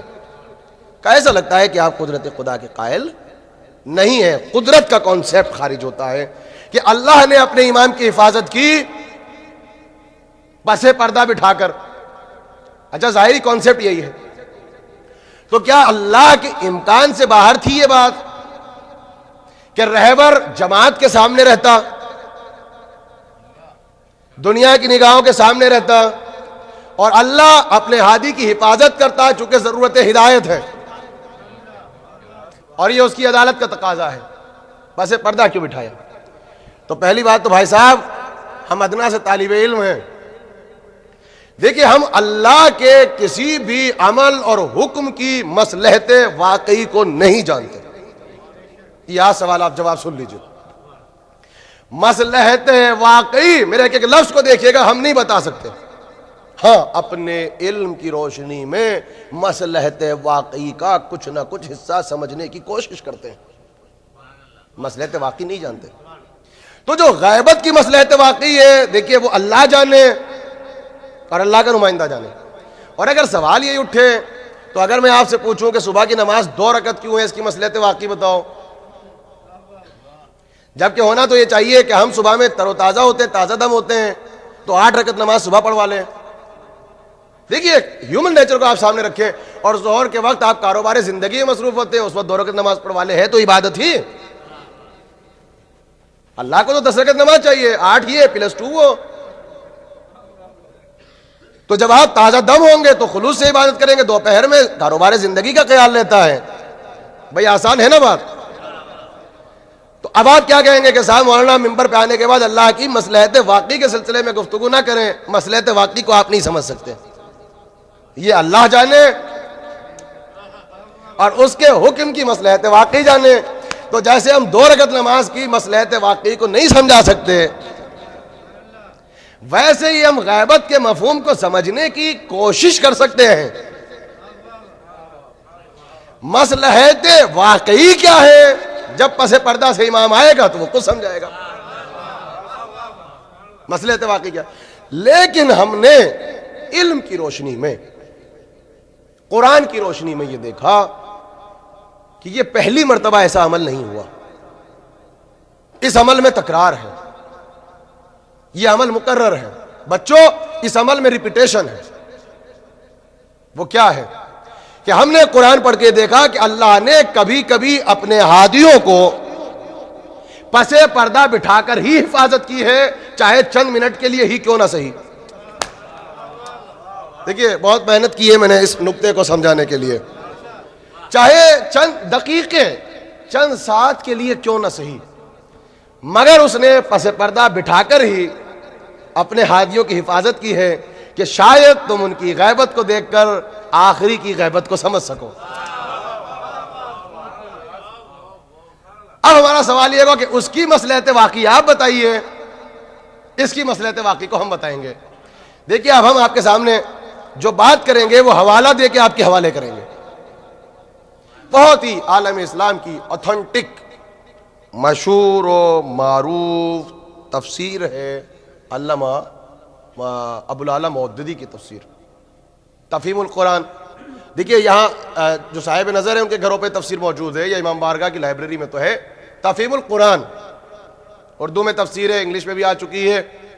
اس میں علامہ کی جو تفسیر ہے واقع اگر آپ علمی اعتبار سے دیکھیں تو جو انہوں نے تفسیر کی ہے وہ ظاہر سی بات ہے ہم علم دوست ہیں, جو بہتر چیز ہے اس کو پڑھنے کی کوشش کرتے ہیں. اب مجلس کا مقصد کمنٹس نہیں ہے, ان کی تفسیر میں ہی لکھا ہوا ہے. تفہیم القرآن کی جلد آپ اٹھائیں, انہوں نے جو تفسیر کی ہے سورہ تبت یدا کی. جب سورہ تبت یدا ابی لہب وتب, اے ابو لہب تیرے ہاتھ ٹوٹے, تو جو ابو لہب کی چہیتی وائف ہے ان کا نام کیا تھا؟ ام جمیل. اور ام جمیل جو ہے یہ ابو سفیان کی بہن ہے, تو اس کا مطلب ابو لہب ابو سفیان کے دلہا بھائی ہیں. یہ ذرا سا رشتہ بھی میں نے آپ کے سامنے بیان کر دیا کہ یہ تھوڑا سا یہ بھی رشتہ بہت نازک اور ڈیلیکیٹ تھا. تو اب آ گیا وہ مطلب سورہ نازل ہو گیا کہ تبت یدا ابو لہب وتب, ابو لہب تیرے تو ہاتھ ٹوٹے. بھائی ترجمہ میں تو ظاہری کسی کا سمجھنے کا ہم ذمہ دار نہیں, بہت احتیاط کے ساتھ تفسیر, انہوں نے بھی احتیاط کا دامن نہیں چھوڑا.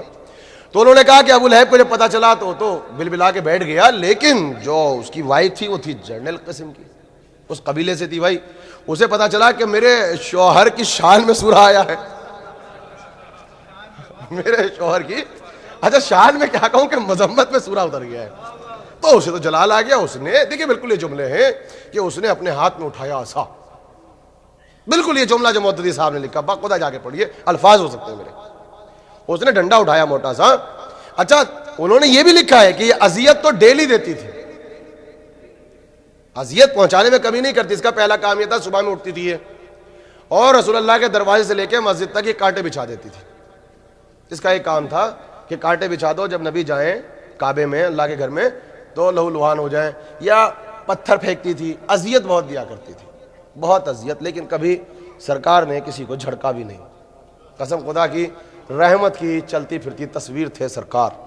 میں تو کہتا ہوں کہ لنگر ہدایت تو قدموں میں پڑے رہتے ہوں گے، رحمت ہاتھوں کو تھام لیتی ہوگی کہ اگر آپ نے اشارہ کیا تو بجلیاں چمکیں گی. امت پہ رحم کرو. یہ تو اب جو عام حالات میں اتنا اذیت دیتی تھی، تو سوچو جب اس کی مذمت پہ سورہ آ گیا تو کیا کیفیت ہوگی. وہ تو ڈنڈا لے کے آ گئی. اب ان کے جملے سنیے معتدی صاحب کے تفہیم القرآن میں. کہا اتفاق سے اس وقت جو تھے سرکار اللہ کے گھر میں تھے. اب میں دیکھیے کبھی لفظ استعمال نہیں کرتا، لیکن انہوں نے یہ کہا ہے کہ اس وقت سرکار کے پہلو میں خلیفہ اول بیٹھے تھے. بھائی دیکھیے یہ لکھا ہے، بس یہ کوئی نکتے بازی نہیں ہے. وہ بیٹھے ہوئے تھے سرکار کے پہلو میں. ان کو پتا تھا کہ آج یہ پرابلم کریٹ ہوگی. تو انہوں نے جیسے ہی آتے ہوئے دیکھا تو انہوں نے کہا کہ سرکار آج اس کے ہاتھ میں بہت موٹا ڈنڈا ہے، آج نہیں چھوڑے گی وہ آپ کو. اب وہ آ رہی ہے. اچھا انہیں ڈر اس بات کا تھا کہ کئی سرکار کے ساتھ ساتھ جو ہے وہ، ظاہر سی بات ہے اب سرکار بیٹھے ہیں اور شمع رسالت کے پروانے ہیں، اگر ان پہ بھی کچھ آنچ آ جائے تو پرابلم کیا ہے بھائی. تو انہوں نے گھبرا کے کہا کہ سرکار نے کہا کہ پھر کیا کریں، کیا چاہتے ہو. تو انہوں نے یہ کہا کہ آپ کہیں ادھر ادھر ہو جائیں.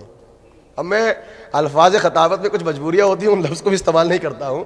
بس اتنا کہوں گا کہ اصل میں یہ رسالت کا مزاج نہیں جانتے تھے، اپنا مزاج جانتے تھے، تو اپنے مزاج کے مطابق مشورہ دیا. اس سے زیادہ احتیاط سے نہیں پڑھ سکتا، چونکہ یہ انہوں نے مشورہ دیا ہے کہ آپ یہاں سے چلے جائیں ورنہ وہ آپ کو چھوڑے گی نہیں. تو سرکار نے مسکرا کے یہ کہا کہ میرے صحابی تو فکر نہ کر، یہ آئے گی،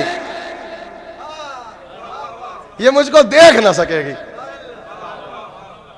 یہ مجھ کو دیکھ نہ سکے گی. اچھا اب یہ روایت کرتے ہیں مودودی صاحب کہتے ہیں کہ روایت ان سے کہتے ہیں کہ وہ آئی موٹا سا ڈنڈا لے کے اور چاروں طرف میرے گھوم رہی ہے. کہاں ہے یتیم عبداللہ، آج نہیں چھوڑوں گی. کہاں ہے یتیم عبداللہ، آج نہیں چھوڑوں گی. کہاں ہے سید المکہ کا بیٹا، آج نہیں چھوڑوں گی. کہاں ہے ابو طالب کا جایا، آج نہیں چھوڑوں گی. اور کہاں میں حیرت میں کیا سرکار سامنے بیٹھے ہیں. اللہ اکبر. وہ آئی اور آ کے چلی بھی گئی. یعنی معتدی صاحب نے خود کہا کہ اللہ نے اپنے پہلے ہادی کی حفاظت جب کی تو پسے پردہ بٹھا کے کی، چاہے چند منٹ کے لیے کیوں نہ صحیح پردہ غیبت نے بٹھایا. اب سوال تو بھائی صاحب ہمارا ہے، کیا اللہ کے پاس ایبسلیوٹ پاور نہیں ہے؟ کیا یہ ممکن نہیں تھا کہ جب وہ مسجد میں آئی اسے گرا دیتا، اس کی ٹانگ ٹوٹ جاتی، اس کے ہاتھ سے ڈنڈا چھوٹ جاتا، اس کا بازو ٹوٹ جاتا ہے؟ سب کچھ ممکن تھا. لیکن نہیں، اللہ نے رہبر کو پس پردہ بھیجا صرف یہ سمجھانے کے لیے کہ کبھی کبھی پسے پردہ بٹھا کر بھی ہم اپنے ہادیوں کی حفاظت کرتے ہیں، تاکہ اب اگر کہیں آخری زمانے میں کسی ہادی کو پسے پردہ بھیجے تو پہلے ان کی مصلحت کو سمجھنا، پھر ان کی مصلحت کو سمجھنا. اور اس سے ایک بہت بڑے اعتراض کا جواب ملا، بہت بڑے اعتراض کا جواب ملا قسم خدا کی. دیکھیں خلیفہ اول کیا کہتے ہیں، کہتے ہیں کہ ہادی کو کسی غار میں نہیں بٹھایا. ادارے جعفریہ والوں میری جان قربان ہو جائے، ہادی کو کسی گفا میں لے جا کے نہیں بٹھایا. کہا ہادی نظروں کے سامنے تھا. غیبت تو یہ ہے، نظروں کے سامنے تھا، دیکھنے والوں کی آنکھوں پہ پردہ پڑا. اس کا مطلب غیبت کے معنی وہ نہیں ہے جو آپ سمجھتے ہیں کہ ہادی پردے کے پیچھے ہے، ہادی غار میں بیٹھا ہے. نہیں، امام نظروں کے سامنے ہے، دیکھنے والوں کی غیبت پہ پردہ ہے، چاہے وہاں سمجھ لو چاہے یہاں سمجھ لو. مولا سلامت رکھے آپ کو، مولا آپ کو سلامت رکھے. یہ غیبت قدرت کاملہ کا عقیدہ کہاں ڈیمیج ہے بھائی؟ ہم کب کہتے ہیں کسی غار میں بٹھا رکھا ہے؟ ہم کب کہتے ہیں پس پردہ بٹھا رکھا ہے؟ ہادی نظروں کے سامنے رہتا ہے، دیکھنے والوں کی آنکھوں پہ پردہ پڑ جاتا ہے. غیبت آپ کے لیے ہے، غیبت اللہ کے لیے نہیں، غیبت امام کے لیے نہیں ہے. اور اگر آپ کو یقین نہ ہو تو یہی تو سبب ہے کہ دیکھیں میں پھر وہیں پہ پہنچوں گا جو منبع ہے اسلام کو سمجھنے کا، صادق آل محمد حضرت امام جعفر صادق علیہ الصلوۃ والسلام. یہ منبع ہے. بہت بہترین نوجوانوں کے لیے آج کے اس زمانے میں سوسائٹی میں جواب دینے کے لیے بہترین کوشش ہے. بلکہ کیا جواب دیا جائے؟ اپنے آپ کی معرفت کو حاصل کرنے کے. آپ دیکھیے گا اس مجلس کے بعد پھر دعائیں مستجاب ہوں گی. وجہ بقائے کائنات کا تذکرہ ہے. ذرا ہوں اور ہاں کیجئے. امام کے پاس آئے، کہا مولا یہ آپ نے کیا کہا کہ جو آپ کے آخری صاحبزادے ہوں گے وہ پس پردہ غائب ہوں گے؟ کہا کہ بالکل صحیح ہے. کہا پھر وہ ہدایت کیسے دیں گے؟ وہ ہدایت دیں گے کیسے جب وہ پس پردہ ہیں؟ کہا کہ تم کیا یہ سمجھتے ہو کہ اللہ نے اپنے امام کو، اپنے ہادی کو کسی غار میں بٹھا رکھا ہے، کسی گفا میں بٹھا رکھا ہے؟ کہا پھر کیا مطلب ہے؟ کہا تم نے قرآن نہیں پڑھا؟ کہا مولا پڑھا تو ہے، بغیر استاد کے پڑھا ہے. کہا دیکھو قرآن نے ہم کو بتایا کہ غیبتوں کی دو قسمیں ہیں. سنیں میرے نوجوان، اقسام غیبت دو ہیں. کہا مولا وہ دو غیبتیں کون سی ہیں؟ کہا ایک غیبت وہ ہے جو اللہ نے اصحاب کہف کو دی. اصحاب کہف کو دی. یہ غیبت کون سی ہے؟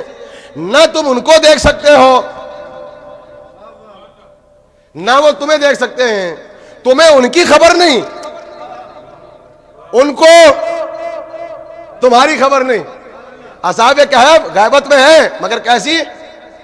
انہیں تمہاری خبر نہیں، تمہیں ان کی خبر نہیں.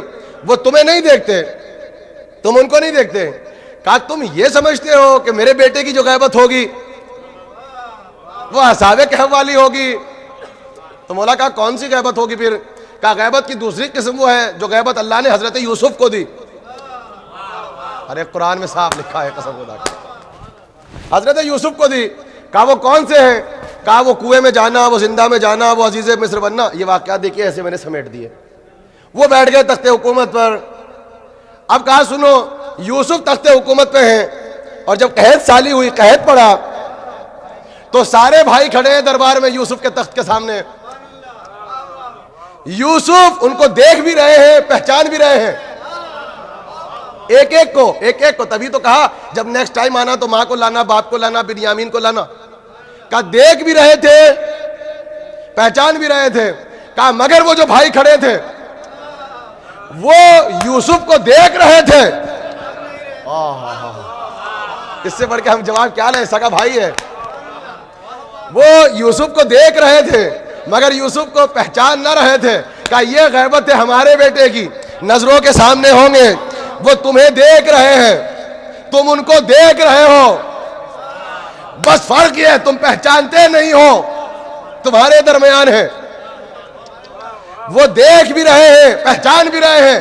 اور یہی سبب ہے، روایت دیکھو، امام نے خود کہا جب ہم آئیں گے، یہ دیکھیں اب آپ سے مخاطب ہے میرا امام، جب ہم آئیں گے تو کہا کہ ہم پشت کعبہ سے، دیوار کعبہ سے ایسے ٹیک لگا کے بیٹھیں گے، محمد کا امامہ سر پر ہوگا، عصائے موسیٰ ہمارے قریب ہوگا، تبرکات کا صندوق برابر میں رکھا ہوگا. جب جبرائیل کہے گا آؤ آ کے دیکھو تمہارے امام آ گئے، اور چاہنے والے جوک در جوک آئیں گے تو ایک دوسرے کا بازو پکڑیں گے. ادارے جعفریہ والے، مولانا اصغر مہدی یہ امام ہے، انہوں نے تو فلاں وقت میری مشکل کشائی فرمائی تھی. ارے کہاں ہیں آپ؟ یہ امام ہے، جب میں قید میں تھا تو انہوں نے رہائی دلائی تھی. یہ امام ہے، کربلا کی زیارت میں تو میرے پاس تھے. یہ امام ہے، شب جمعہ میں دعا اکمیل میرے ساتھ پڑھی تھی. یہ امام ہے، ارے فلاں وقت یہ تو غلاف کعبہ کو پکڑ کے کھڑے تھے. یہ امام ہے، مینا میں نے ان کو دیکھا تھا. मालूम हादी सामने है, देखने वालों की आंखों पे पर्दा है। अल्लाह मेरी जान कुर्बान हो जाए। ये है आपके मौला। खुदा मारिफत दे या अली अल्लाह मारिफत दे, बस हम पहचान सके, हम हजरत हुज्जत को पहचान सके। मौला सलामत रखे। बुलंद सर, बुलंद तर, बुलंद तर।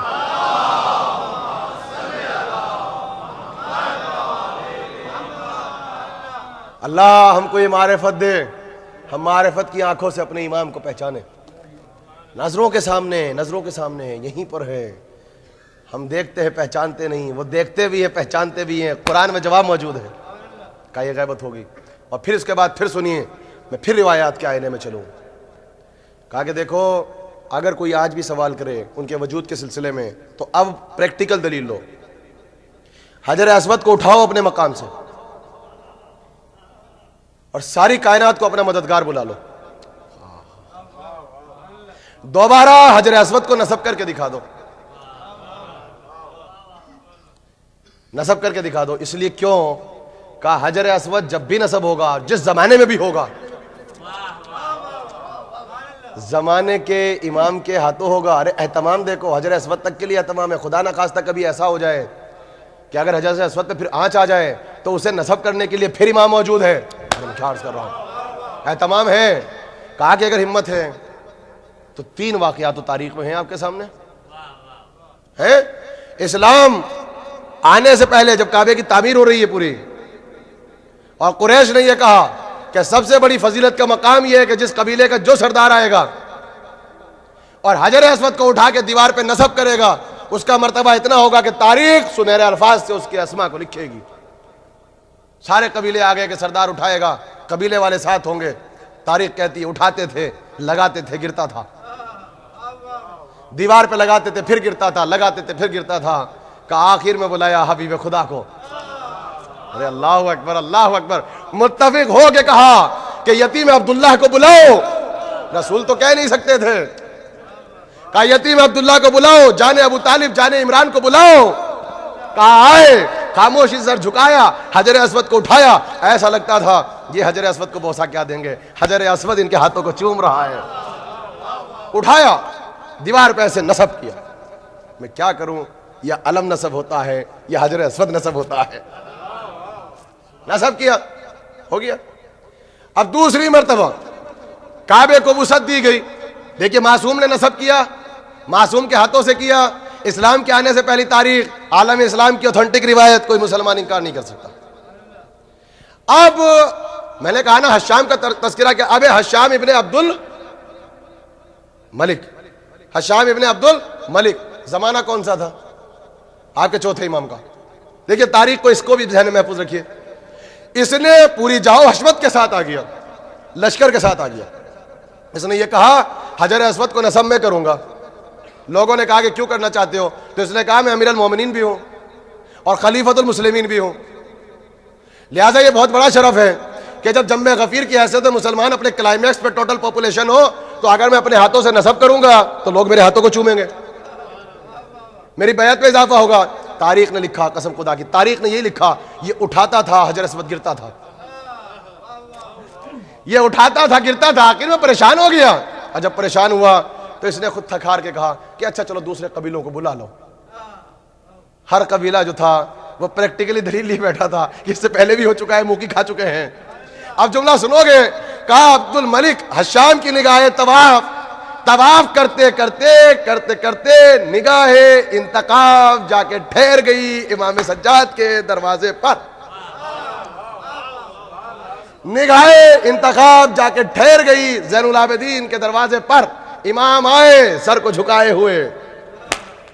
जो सफा और मरवा का बेटा था, जो सैयदुल बथा का बेटा था, जो सैयदुल कुरैश का बेटा था, जो अबू तालिब का बेटा था, आए तस्बीह हो, तहलील हो, तमजीद हो, तहलील हो, तकदीस करते हुए हजर अस्वद को उठाया, दीवार पे नसब किया। तारीख ने तो ये लिखा कि ऐसा लगा जैसे हजर अस्वद को करार आ गया। फिर मासूम, फिर मासूम।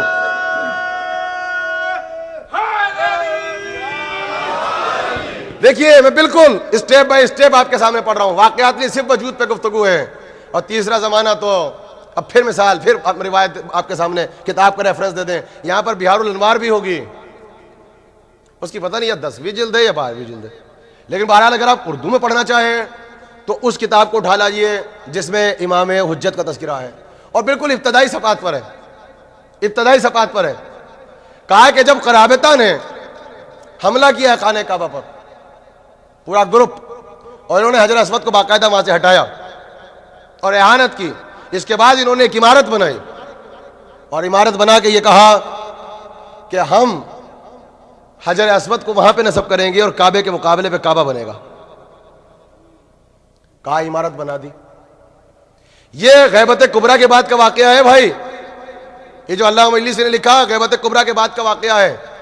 عمارت بنا دی. اب عمارت روایت میں, اس میں بھی تاریخ میں دو چیزیں ہیں, کچھ تو کہتے ہیں کہ عمارت وہیں بنی تھی عرب میں, کچھ کہتے ہیں نہیں کوفے اٹھا کے لے گئے تھے, وہاں بنا دیا تھا ایک محل اور وہاں لگانا چاہا. پرابلم ہی ہوئی, لگاتے تھے گر جاتا تھا, گر جاتا تھا, یہاں تک کہ ایسا لگا کہ اللہ پوری قوم, پورے قبیلے پہ عذاب نازل کرے گا. سب پریشان ہو گئے. تو آخر میں سب نے یہ کہا کہ بھائی اسے جہاں سے لائے ہو حجر اسود کو واپس پہنچایا جائے. یہ ہم نے غلط کیا ہے کہ حجر اسود کو اس کے صحیح مقام سے ہٹایا. یعنی قرابطہ والے مگر کہتے ہیں کہ چونکہ ہم نے اصل مقام سے ہٹایا ہے تو غلط کیا ہے, اس کو اس کے مقام پہ رکھو. بس یہیں سے قدرت نے امتحان لے لیا کہ ہٹانا تمہارا کام تھا, اب بٹھانا تمہارا کام نہیں ہے. بھائی کہاں ذرا سا ہوں اور ہاں کریں, میں جملے کے بعد آپ کی زحمت کو تمام کر دوں گا, سننے والوں کی زحمتوں کو. کہا کہ لے آئے, اب جب لے آئے تو کہا لگاؤ, لگایا اور گرا, لگایا اور گرا. کہتے ہیں کہ نجف اشرف میں ایک بزرگ مرجع عالی وقت زمانے کے بہت بڑے عالم موجود تھے, مولا کے چاہنے والے, بیمار تھے, علیل تھے, کمزور ہو چکے تھے, سفر نہیں کر سکتے تھے. انہوں نے اپنے شاگرد خاص جو معتمد خاص تھے, جن پہ اعتماد تھا, ان کو بلایا. کہا میرے کچھ سوالات ہیں جو اس خط میں تحریر ہے, اس کو لو اور مکے جاؤ, کچھ نہیں کرنا ہے, جو بھی حجر اسود نصب کرنے آ جائے چپکے سے جا کے دے دینا. تمہیں کرنا کچھ نہیں ہے, بولنا کچھ نہیں ہے, جو آ جائے بس اس کو دے دینا. اس لیے کہ جو بھی آئے گا پہچانو یا نہ پہچانو وہ میرا مولا, میرا آقا, میرا امام ہوگا. میرا سلام کہنا کہ میں مسافتوں کو طے نہیں کر سکتا, وہ جانتے ہیں. یہ کہا اور کہا جاؤ, چلے جاؤ. اب وہاں چل رہا تھا, کئی دن سے سلسلہ ہو ہی نہیں رہا تھا. یہ جا کے کھڑے ہو گئے ایک بلندی پہ. کہتے ہیں جب سب تھک ہار کے بیٹھ گئے, ایک مرتبہ ایسا لگا جیسے کوئی نوجوان رانا. کہتے ہیں کہ بس کیفیت یہ تھی کہ جوانی ایسی تھی جو طاقت کا سمبل ہو, جوان خوبصورت. کہتے ہیں کہ کیا بتاؤں, ایسا لگا کہ چلتی ہوئی ہوائیں رک جائیں, زمین نے میرے قدموں کو جکڑ لیا, میں قدم اٹھانا چاہتا ہوں, اٹھ نہیں سکتا. کہا بس ایک چیز میں نے دیکھی, نور نکل رہا تھا پیشانی سے جو آسمان کی طرف ساتے تھا. کچھ نہ کیا, جب وہ آئے تو مجمع بہت تھا, مجمع کائی کی طرف ہٹنے لگا. آئے, اٹھایا, لگایا اور چلے گئے. مجمع میں سے کسی کو پتہ بھی نہیں چلا کس نے نصب کر دیا, کیا ہو گیا پتہ بھی نہیں چلا. نصب بھی ہو گیا, چونکہ مجمع تھا, تلاطم تھا, کون لگائے گا کیا ہوگا, لگ بھی گیا, بس یہ دیکھ رہے تھے. کسی کو پتہ نہیں چلا وہ نصب ہو گیا کس نے کیا. کہا جب وہ چلے گئے تو مجھے خیال آیا کہ میرے پاس تو خط موجود ہے. اب کہتے ہیں میں دوڑا تو کیا دیکھا کہ میں پوری شدت سے دوڑ رہا تھا. وہ میانہ روی کے ساتھ, اعتدال کے ساتھ آہستہ آہستہ چل رہے تھے, مگر فاصلے تھے جو میرے اور ان کے درمیان ختم نہیں ہو رہے تھے. وہ آہستہ آہستہ اعتدال کے ساتھ میں دوڑ رہا تھا. سانس ابھرنے لگی, اکھڑنے لگی, پسینے چھٹنے لگے. کہا مگر کیا دیکھا, جب آبادی سے دور چلے گئے اور جب یہ دیکھا اب کوئی دیکھنے والا نہیں, تو اب کہا دوڑ کیوں رہے ہو, زیارت کر تو لی. ہم نے زیارت کر تو لی, اب چاہتے کیا ہو. بس کہا مولا میں پہچان گیا, یہ خط لایا ہوں, اس میں سوال ہیں. کہا کہ ہمیں دینے کی کیا ضرورت ہے, خط کو کھولنا بھی مت, واپس چلے جاؤ. جب اپنی منزل پہ جاؤ گے لفافے کو کھول لینا, ہر سوال کے نیچے جواب بھی لگا ہوگا, جواب کے نیچے مہر بھی لگی ہوگی, جواب ہماری طرف سے ہے. صلوات پڑھ دینا مل کے محمد والے محمد پر, میری جان قربان ہو جائے. خدا کرے کچھ نہ ملے اس مجلس کے بعد, اس مجلس کے بعد ہماری اور آپ کی دعائیں مستجاب ہو سکیں. دعاؤں کی مستجاب ہونے کے لیے اور قبولیت کے لیے, اور جو بیمار ہیں ان کی شفایابی کے لیے, جو امیگریشن کے مسائل میں آج تک مبتلا ہیں ان کی سلامتی کے لیے, ہماری اور آپ کی عزت و سلامتی کے لیے بلند تر صلوات پڑھیں گے. اللہم صلی علی محمد. بس 3 یا 4 نکات میں نے آپ کے سامنے پڑھے ہیں, جو کہ وقت زیادہ ہو چکا ہے. بہرحال میں نے جتنا بھی وقت لیا, لیکن چونکہ آپ کافی دیر سے یہاں پہ بیٹھے ہیں اور یہ طبیعت کا تقاضا بھی ہے, جب انسان خستہ حال ہو جاتا ہے تو پھر وہ موضوع کو صحیح طریقے سے سن نہیں پاتا, تو میں کل اس موضوع کو پڑھوں گا. میں اصل میں میرے سامنے کچھ چیزیں تھیں, میں ان کو پڑھنا چاہ رہا تھا, ورنہ یہ موضوع ایسا ہے کہ میں صرف ایسے ہی آہستہ آہستہ بیٹھ کر نکات میں آپ کے سامنے پورے اشرے میں پڑھتا رہتا, تاکہ صرف امام کے وجود پہ گفتگو ہو. کل بلا فصل مجلس ہوگی اور سلسلہ آگے بڑھے گا. آج تو بس یہی ہے کہ اپنے زمانے کے امام کی معرفت کو حاصل کرو. اللہ کی سب سے بڑی نعمت یہ ہے, اس لیے کہ وجہ خلق کائنات بھی یہ ہے, وجہ بقائے کائنات بھی ہیں. سانسیں جو ملتی ہیں وسیلہ یہ ہے. آج کے زمانے میں جب کبھی اللہ کو وسیلہ دو تو اپنے آخری امام کا وسیلہ دیا کرو, کیونکہ جو کچھ مل رہا ہے, جو کچھ ملے گا ان کے صدقے سے. اور بس ایک تصور کے ساتھ, چاہنے والوں ہاتھ جوڑ کے درخواست کرتا ہوں, اس تصور کے ساتھ آیا کرو کہ نہ جانے کس کے پہلو میں کون بیٹھا ہے. سارے مسائل کمیونٹی کے حل ہو جائیں گے اگر یہ کانسیپٹ پیدا ہو گیا کہ امام یہاں پر موجود ہے. اور وہ تو آتے ہیں اور کہتے ہیں جہاں پر ذکر حسین ہوتا ہے سب سے پہلے امام جاتے ہیں, سب سے پہلے جاتے ہیں, چاہنے والوں کا استقبال کرتے ہیں, شکریہ ادا کرتے ہیں امام. لوگوں نے دیکھا ہے ہر زمانے کے امام نے جو کام کیا ہے پہلا وہ یہ ہے کہ عزاداروں کا شکریہ ادا کیا. آپ کا مرتبہ بہت بلند ہے. آپ کا مرتبہ تو ایسا ہے کہ جب آپ سب روتے ہیں, ایک بہت بزرگ عالم دین گزرے ہیں, وہ پڑھا کرتے تھے اس واقعے کو, میں نے کتاب میں نہیں دیکھا, لیکن وہ کہتے ہیں نفسیات کا تقاضا ہے. آپ کا مرتبہ ایسا ہے کہ جب اتنے لوگ ایک ساتھ روتے ہیں نا, تو کہتے ہیں 4 برس کی بچی اپنی پھوپھی سے پوچھتی ہے یہ اتنے چاہنے والے کون ہیں؟ تو شہزادی کہتی ہے بیٹا یہ سب تیرے بابا کے چاہنے والے ہیں. تو کہا وہ تڑپ کے کہتی پھوپھی میرے بابا کے اتنے چاہنے والے ہیں. بہت گریا کریں گے آپ, بہت گریا کریں گے آپ. اتنے چاہنے والے. کہا ہاں بیٹا خدا ان کو سلامت رکھے. تو آپ جانتے ہو کتنا اعتبار اور اعتماد ہے آپ کے اوپر. کہتی ہے پھوپھی اگر بابا کے اتنے چاہنے والے کربلا میں ہوتے تو میرا اصغر مارا نہ جاتا, میرے قاسم کا لاشا پامال نہ ہوتا. آپ پہ اعتماد کیا ہے, آپ کا شکریہ ادا کیا ہے, آپ کو سب سلام بھیجا ہے. بھائی آج آپ جس کا ماتم کریں گے, چونکہ مجھے احساس نہیں ہے کہ اس شہزادی کا تبرکات برآمد ہوں گے یا نہیں, لیکن بہرحال آج جس کا ماتم کرنا ہے وہ ایک یتیم شہزادہ ہے. اللہ ماں بہنوں کی گودیوں کو سلامت رکھے. میرے بزرگ یہاں تشریف فرما ہے, اللہ ان کے بچوں کو سلامت رکھیں, آپ کے بھائیوں کو سلامت رکھیں. آج اس بے کس کا ماتم ہے جو یتیم ہے.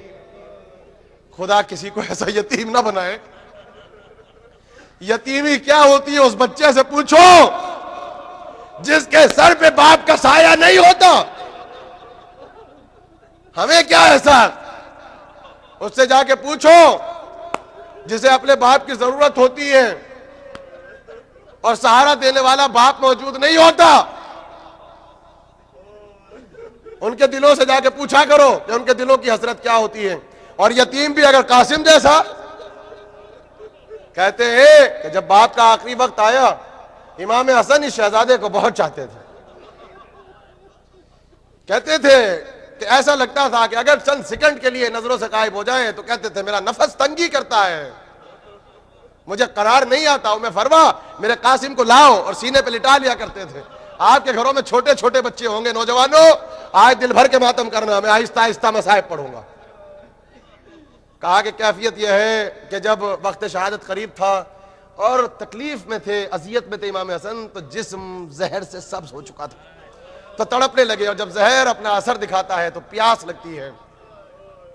اب پیاس پانی کو دیکھتے تھے, روتے تھے. کہا 1.5 سال کا یا 1 سال کا بچہ ہے یا 1.5 سال کا بچہ شہزادہ ہے, تڑپ جاتا ہے, باپ کے قریب جاتا ہے. بچوں کو نہیں پتا ہوتا کہ بابا کو تکلیف کیسی, بار بار جا کے سینے سے لپٹ جاتا ہے. فروا ہٹانا چاہتی ہے. حسن کہتے اس بچے کو مجھ سے جدا نہ کرو, مگر ایک مرتبہ سینے سے لگا کے کہتے ہیں قاسم کاش میں کربلا میں ہوتا. کیفیت یہ تھی کہ جگر کے ٹکڑے تشتے مبارک میں جب گرنے لگے نا, تو اشارے سے آہستہ سے حسین کو بلایا تھا. کہا تھا حسین آہستہ سے اس تشت کو یہاں سے اٹھا لو. کہا کیوں؟ کہا کہیں بہن زینب کی نگاہ نہ پڑ جائے. زینب بہت دکھیاری ہے, وہ بہت بےکس ہے, اس کی نگاہ نہ پڑ جائے. زینب نے دور سے جملہ سنا, بھیا مجھے اتنا کمزور سوچ لیا. ابھی تو زینب کو حسین کو رونا ہے, کربلا میں علی اکبر کی میت پہ رونا ہے. حسین جیسا امام تڑپنے لگا, اور جب روئے تو ایک جملہ کہا امام حسن نے, حسین روتے کیوں میرے بھائی, آج کا دن اس دن جیسا نہیں ہے. لیس یومی لیوم کا, آج کا دن ایسا دن کوئی ہے جیسا دن 10 محرم کو ہوگا. بس کہا قلم دوات لے آؤ. مجھے نہیں پتا اس میں کیا لکھا, ہاں یہ تحریر ضرور تھی کہ قاسم جب تمہارا چچا کربلا میں پیاسا ہو, جب وہ غریب ہو جائے, جب وہ بےکس ہو جائے, جب وہ مظلوم ہو جائے, جب وہ یک و تنہا رہ جائے, تو میرے لال اس تعویذ کو کھول کے پڑھ لینا. جانتے ہو کتنا غیرت مند بیٹا تھا یہ ہر جگہ جناب عباس کے ساتھ سائے کی طرح رہتا تھا. کربلا میں آئے ہیں, فہرست پڑھ کے سنائی جا رہی ہے شب عاشور میں, کل فلاں جان تم بھی جاؤ گے, وہیب تم بھی جاؤ گے, زہیر تم بھی جاؤ گے, جان تم بھی جاؤ گے, علی اکبر بیٹا تم کو بھی جانا ہے, عباس فہرست میں تمہارا نام بھی ہے. ایک مرتبہ یتیم اٹھا اور اٹھ کے کہا, چچا کیا میرا نام نہیں ہے؟ کوئی اور وقت ہوتا تو نہ بتاتے. کہا بیٹا تو کیا پوچھتا ہے, کل تو شہداء کی فہرست میں علی اصغر کا نام ہے. بھائی یہ سننا تھا. ایسا لگا کہ قاسم قاسم نہ رہے, حسن مجتبیٰ بن گئے. اپنے مقام سے اٹھے جلال میں, کہا چچا یہ فوج اشقیہ, یہ فوج اشقیہ قیام حسینی میں آ جائے گی. بھائی یہ سننا تھا. حسین نے سینے سے لگا لیا. روایت کا ٹکڑا زیدی صاحب مرحوم پڑھا کرتے تھے, قسم خدا کی میں قول نقل کر رہا ہوں, میں نے زیدی صاحب کی کتاب میں پڑھا. کہا کہ گلے میں باہیں ڈال دی چچا نے بھتیجے کے, اور اتنا روئے کہ بے ہوش ہو گئے. نقل قول کر رہا ہوں, نقل جملہ ہے. اتنا روئے کہ بے ہوش ہو گئے. جب کچھ پاکا ہوا تو کہا میرے لال نہیں, فوج اشقیہ خیمے میں نہیں آئیں گی, میں اصغر کو اپنی گود میں لوں گا. ہم کس لیے ہیں قاسم, ہم اٹھائیں گے اپنی آغوش میں, ہم لے کے چلیں گے مقتل میں. اللہ اکبر. بھئی سنت آپ جانتے ہو کتنا شجاع بچہ ہے. جب اکیلا ہوتا تھا نا تو اونو محمد سے کہا کرتا تھا, فکر کیسی ہے, ذرا ظہر کا وقت آنے تو دو, ذرا چچا سے اجازت تو مل جائے. اونو محمد میمنے پہ تم کھڑے ہو جانا, میسرے پہ مجھے کھڑے کر دینا, پیچھے چچا عباس کو لے آنا, ہم تو تنہا کافی ہیں. یہ شہزادہ کہا کرتا تھا, ہمیں کسی کی ضرورت کہاں ہے, جملہ ہے, مجھے میمنے پہ کھڑا کر دینا, تم میسرے پہ آ جانا, ایک طرف سے چچا کو لے آنا, آقا کو جانے کی ضرورت کہاں ہے, ہم تنہا کافی ہیں. جس کی شجاعت کی کیفیت یہ ہو. اور اب وہ آ جاتا ہے, اس وقت کہتا ہے چچا آپ تو اجازت دے دو, میں مصائب دل کھول کے پڑھتا ہوں. کہا میرے لال تم تو میرے مرحوم بھائی کی نشانی ہو, بھلا کبھی بھتیجے چچا سے مرنے کی اجازت لیتے ہیں؟ چچا اپنے بھتیجوں سے بہت محبت کرتے ہیں, پھپھیاں اپنے بھتیجوں کو بہت چاہتی ہیں. کہا بیٹا یہ تو ہماری روایت کے خلاف ہے. پریشان ہو گئے, پشتے خیمہ پہ گئے, ایسے روئے کہ ہچکیاں بن گئی. آواز پہنچی ماں کے کانوں میں, ماں کا دل تھا تڑپ کے. کہا یہ تو ایسا لگ رہا ہے میرا یتیم بچہ رو رہا ہے, ہو نہ ہو یہ تو قاسم ہے. قریب گئی, جا کے دیکھا پشتے خیمہ سے چوبے خیمہ سے سر لگائے ہوئے تڑپ تڑپ کے رو رہا ہے. کہا قاسم خیریت تو ہے میرے لال, رونے کا سبب کیا ہے؟ کہا اماں خیمے میں آتا ہوں تو آپ ناراضگی کا اظہار کرتی ہیں, آپ کہتی ہیں تم زندہ ہو,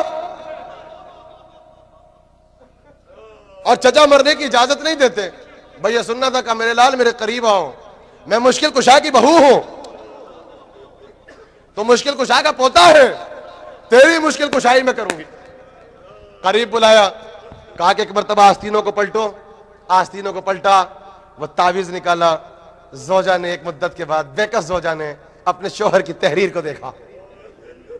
عالم غربت میں حسن مجتبیٰ کی خوشبو کو محسوس کیا. کبھی پیشانی سے لگاتی تھی, فاطمہ کا بیٹا تھا نا, کبھی پلکوں سے لگاتی تھی. پہلے سلام کیا, پھر کہا فرزند زہرا آپ کا ماجایا بہت غریب ہو گیا. زہرا کا لاڈلا پنجتن کی آخری نشانی کربلا میں گر گیا. آج سے بڑھ کے مصیبت کا کون سا دن ہوگا. یہ کہہ کے جو تحریر پڑھی بیٹے کے سامنے کر دی, بیٹا تیرے باپ کی امانت.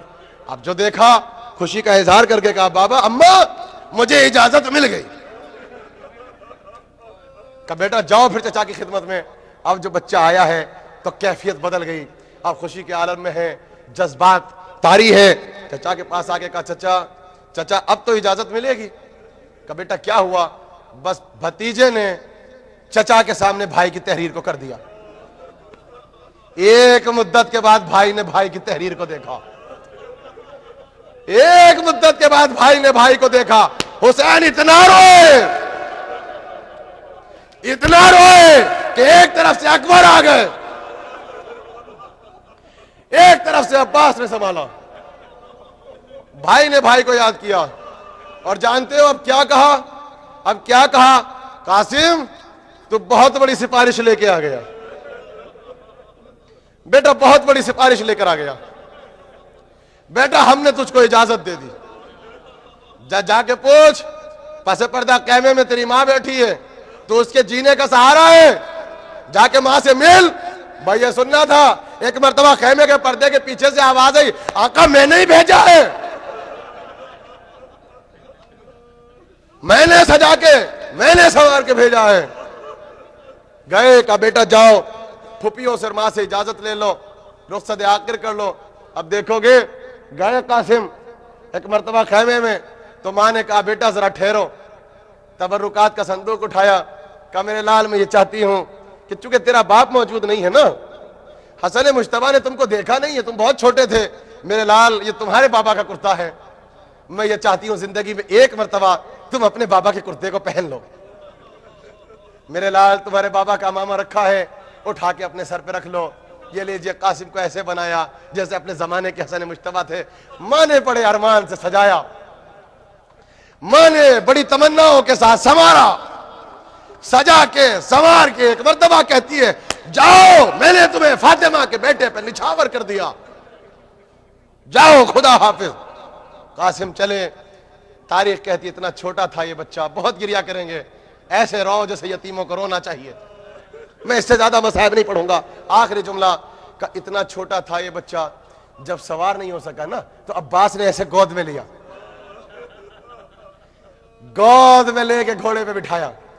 اب چلے ہیں, تو جب چلے ہیں قاسم تو تاریخ کہتی ہے پہلی مرتبہ حسین آہستہ آہستہ پیچھے پیچھے ایک بلندی پہ جا کے کھڑے ہو گئے. عباس قاسم کا خیال رہے. ایک ایک چاہنے والوں سے کہتے میرے قاسم کا خیال رہے. اللہ اکبر. یہ شہزادہ پہنچا اور جا کے رقص پڑھا. کہا سنو میں علی کا پوتا ہوں, سنو میں عباس کا شاگرد ہوں, سنو تلوار چلانا زین العابدین سے سیکھا ہے, سنو بازوؤں میں قوت بنی ہاشم جیسی قوت ہے, میں حسن مجتبیٰ کا بیٹا ہوں. ظالموں تم نے میرے چچا کو اکیلا سمجھ لیا, تم نے میرے چچا کو یکو تنہا سمجھ لیا. یہ کہہ کے جو تلوار چلائی, مگر یتیم تھا, 3 دن کا بھوکا تھا, 3 دن کا پیاسا تھا. ایک مرتبہ لشکر کی طرف سے آواز آئی کہ جھاڑیوں میں جا کے چھپ کے بیٹھ جاؤ, پیچھے سے حملہ کیا جائے. وہی لشکر یزیدی کی سیاست چلی. کسی نے تیر مارا, کسی نے نیزہ مارا, کسی نے بھالا مارا, کسی نے تلوار ماری. ایک مرتبہ گرز سر پہ لگا, سر پہ گرز لگا. پوتا شہادت میں دادا کا وارث بنا. بہت روئیں گے آپ, بہت روئیں گے آپ. پوتا شہادت میں دادا کا وارث بنا. سر 2 حصوں میں تقسیم ہوا. گھوڑے پہ سنبھل نہ سکے, فرش زمین پہ آئے, تڑپ کے اتنا کہا چچا میری مدد کو آ جاؤ, چچا میری مدد کو آ جاؤ. حسین کسی کے لاشے پہ اتنی تیزی سے دوڑ کے نہیں گئے. مقاتل میں ہے کہ جتنی تیزی سے دوڑ کے بھتیجے کے لاشے پہ گئے ہیں, اور بار بار کہتے ہیں عباس میرا قاسم بلا رہا ہے, عباس میرا قاسم بلا رہا ہے, علی اکبر یہ دیکھو میرا قاسم بلا رہا ہے. اتنی تیزی سے گئے, اور قاسم جیسے فاطمہ کا چاند بادلیوں میں گرا ہوا ہو. چاروں طرف دشمن تھا, بیچ میں یتیم کا لاشا تھا. روایت کہتی ہے غضب ہو گیا, قیامت آ گئی. اب جو دشمنوں نے عباس کو آتے ہوئے دیکھا, ایک دم بھگدڑ مچی. جب بھاگا ہے لشکر, ادھر کے گھوڑے ادھر ہو گئے.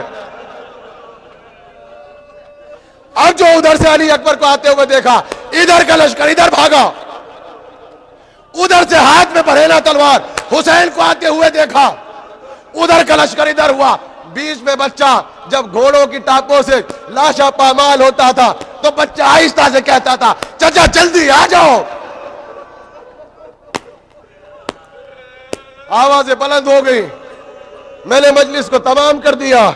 جب گھوڑوں کی ٹاپیں جب گھوڑے اپنے قدموں سے لاشے کو پامال کرتے تھے اور 11 یا 12 برس کا بچہ ہے جب 13 برس کے بچے کے سینے پہ گھوڑے کی ٹاپیں پڑتی تھی تڑپ کے دیتا تھا چچا جلدی سے آ جاؤ, چچا جلدی سے آ جاؤ.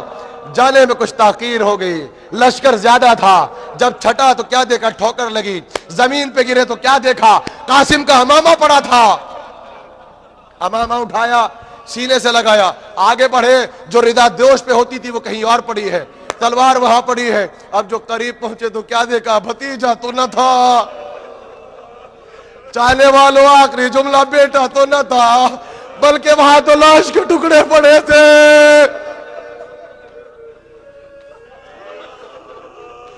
اے عزاداروں لاش کے ٹکڑے پڑے تھے. عباس حسین کو دیکھتے ہیں, حسین عباس کو دیکھتے ہیں, کبھی عباس علی اکبر کو دیکھتے ہیں. اور ایک مرتبہ بڑی حسرت سے بہت روئے گیا, بہت روئے گیا, بڑی حسرت سے حسین نے کہا عباس بھتیجے کا لاشا اٹھا. اب جو یہ کہا تو عباس نے بھائی کی طرف دیکھ کے کہا آقا لاشا کس کا اٹھے گا, لاشا کس کا اٹھے گا. کہا نہیں عباس بیوہ خیمے میں منتظر ہوگی, ام فروہ انتظار کر رہی ہوگی. بھئی یہ سننا تھا, اکبر نے اپنی ابا کو بچھایا, قاسم کی لاش کے ٹکڑے اٹھائے, ایسے جیسے گٹھڑی بنائی جاتی ہے ایسے اٹھایا, ایسے سینے سے لگایا, در خیمہ پہ گئے, بس اتنا کہا ام فروہ فروہ تیرا قاسم آیا ہے, تیرا قاسم آیا ہے. ماں نے منظر دیکھا, اے آقا میرا بیٹا اتنا چھوٹا تو نہ تھا. واہ قاسمہ واہ مصیبتہ, ماتم حسین یا حسین.